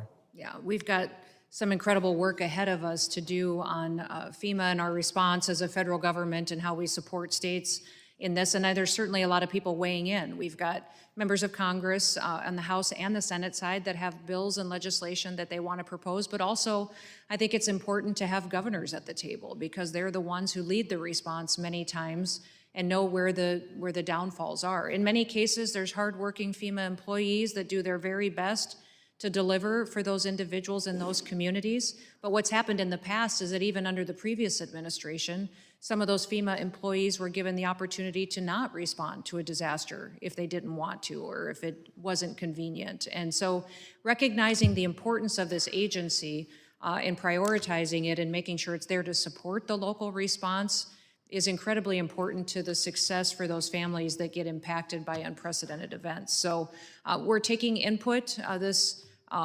This review council is going to be continuing to give insight to the White House as well, and then the president certainly has ideas. He's traveled and been there for people on their worst days, and he's heard their stories of how they thought FEMA would be there, FEMA promised they would be there, and then they never showed up. They had a claim that they couldn't do the paperwork themselves. They had to get people to help them fill out this complicated paperwork process, and then the claim was never paid, or there was some problem, and they had to appeal, and appealing was normal, and that just doesn't serve people. Yeah. We need to make sure that it's a predictable process that's timely, and the best way to do that is to empower the local supporters. Well, I've told this story often. Given I've got a minute, I'll relay it to you. I'll never forget in 2012 in Oklahoma, a friend of mine were helping do some cleanup work on machinery. I was on a dozer, he was on a skid steer for people that didn't have insurance.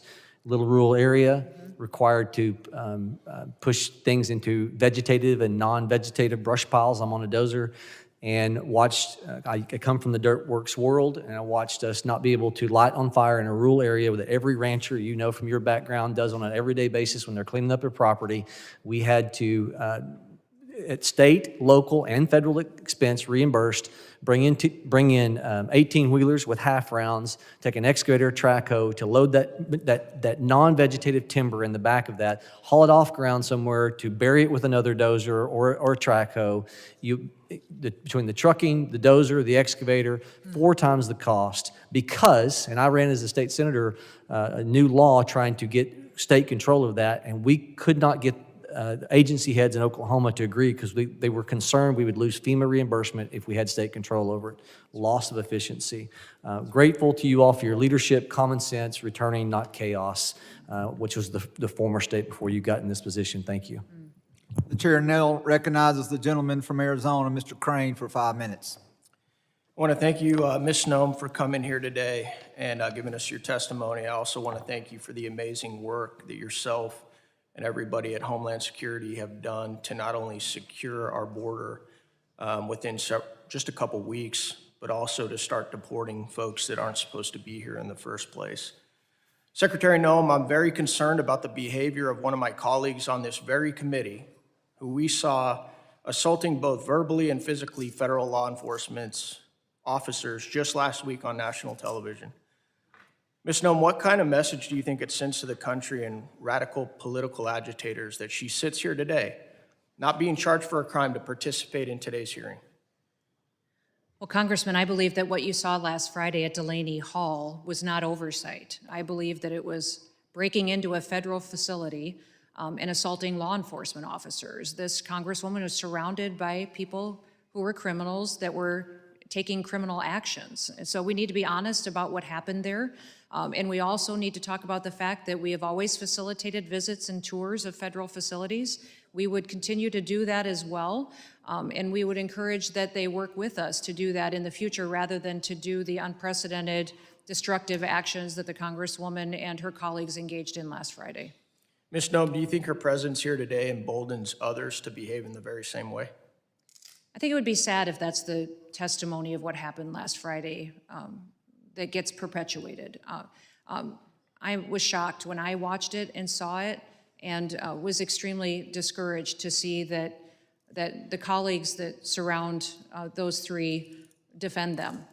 Because those actions, we wouldn't want our kids to act that way, our children, our grandchildren to act that way. That's not the America that we dreamed and envisioned for our country. America should be a land of opportunity and where laws are enforced, and there's consequences for breaking the law. Thank you. Ms. Noem, are you familiar with Article 1, Section 9, Clause 2 of the Constitution that covers the suspension of the writ of habeas corpus? Yes. It says that the writ of habeas corpus shall not be suspended unless, when cases of rebellion or invasion, the public safety may require it. Are you aware of which presidents have suspended the writ of habeas corpus? I know that President Lincoln did. Yeah, also Roosevelt and President Grant. You testified under oath, I believe, that the Biden administration allowed an invasion into our country. Is that correct? That is correct. So do you think it falls under the constitutional guidelines that I just read to you? I'm not a constitutional lawyer, but I believe it does. You've also witnessed that the Democrats here today and also radical activist judges are trying to halt and deny the president's agenda to carry out his constitutional duties to keep Americans safe and carry out his promise to the American people to secure the border and carry out mass deportations of those who have entered the country illegally. Knowing this, are you open and supportive of this constitutional option to suspend the writ of habeas corpus to keep Americans safe and carry out the president's agenda? Well, this is something that's not in my purview to weigh in on. This is the president's prerogative to pursue, and he has not indicated to me that he will or will not be taking that action. I want to thank Rogan O'Hanley for his efforts to bring this constitutional solution into the national conversation. Now I want to shift gears real quick. Ms. Noem, on May 5th, 2025, I joined Congressman Zinke and 8 of my fellow Republican colleagues in asking why it was appropriate for DOD and DHS to require real IDs for entry into Arlington National Cemetery. I did see that letter this week, sir. My question, what information can you share on the security posture of Arlington Cemetery that require a real ID? Well, sir, I'm not certain as to the procedures and the requirements at Arlington Cemetery. I do know that real ID at our airports for travel was required by statute and law change over 20 years ago. So that has been implemented on May 7th, and we have over 90% compliance that has happened at our airports since then. And overwhelmingly, the vast majority of travelers have had a real ID and have utilized that or a federally recognized ID going forward. But as far as what is required at Arlington Cemetery, I have not been in the knowledge of what those requirements are. In that case, would you consider taking a look at that and also consider recommending repealing that requirement? I can certainly take a look at that and follow up with a conversation with you, absolutely. Thank you. I yield back. The chair now recognizes the gentleman from Tennessee, Mr. Ogles, for 5 minutes of questioning. Thank you, Mr. Chairman, and thank you, Madam Secretary, for being here. Mr. Chairman, we've spent the last few hours with some of our colleagues defending rapists, murderers, individuals who committed a variety of crimes, and yet I don't believe a single one has asked about the 300,000 children that have been lost in our nation. I don't think a single one of them asked about Lake and Riley's family, or the young girls that recently have been reported between the ages of 12 and 14 that have been raped in Louisiana, Iowa, New York, and other states.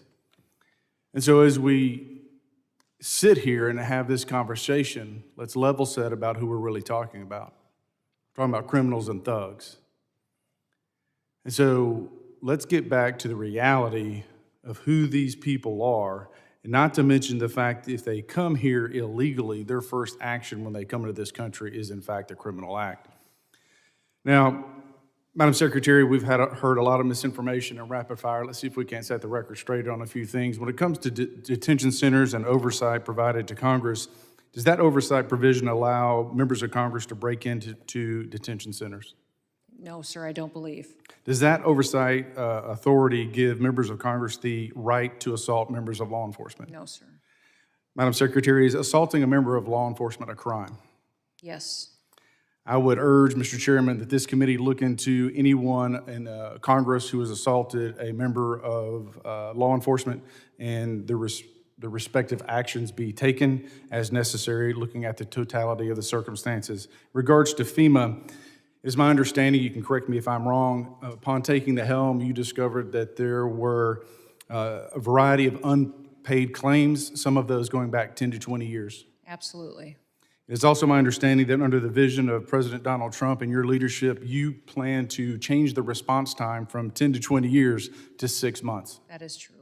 Madam Secretary, as someone who was formerly a county executive, whose one of my departments was in fact emergency management, I can tell you that it will be a necessary and very useful as states and communities look to be reimbursed. Let's turn to Nashville, which is part of my district. Under your leadership, Homeland Security and ICE has conducted a variety of raids. Recently, 95, I do believe, of which were arrested who had previous criminal charges, 31 of which were previously deported and snuck back into this country. One of those was a sexual predator. So again, let's level set as to who we are talking about. We're talking about criminals and thugs who have no business being in our country. That being said, instead of thanking you and your leadership and thanking the president, the mayor of Nashville criticized and attacked law enforcement verbally. He then instructed members of law enforcement to report any communication with federal authorities. He then directed the Police Community Oversight Board to direct citizens to file complaints against law enforcement if they cooperate with federal law enforcement. Considering we've seen a 400% increase against federal law enforcement, do these types of statements and actions by a municipal leader concern you?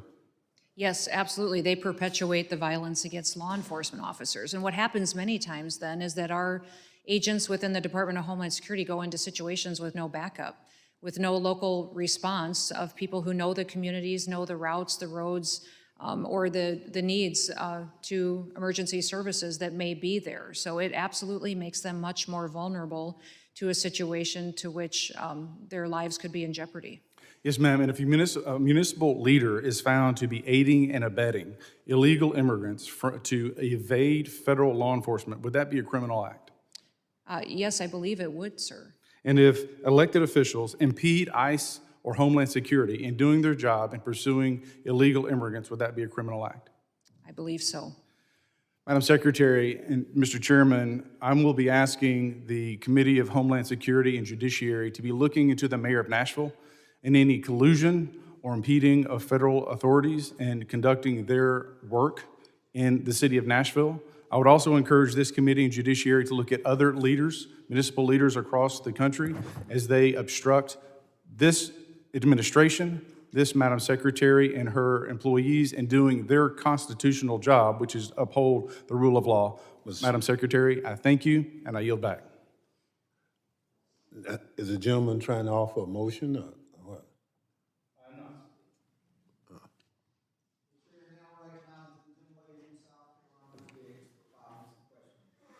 Thank you, Mr. Chairman, and thank you to Secretary Noem for being here.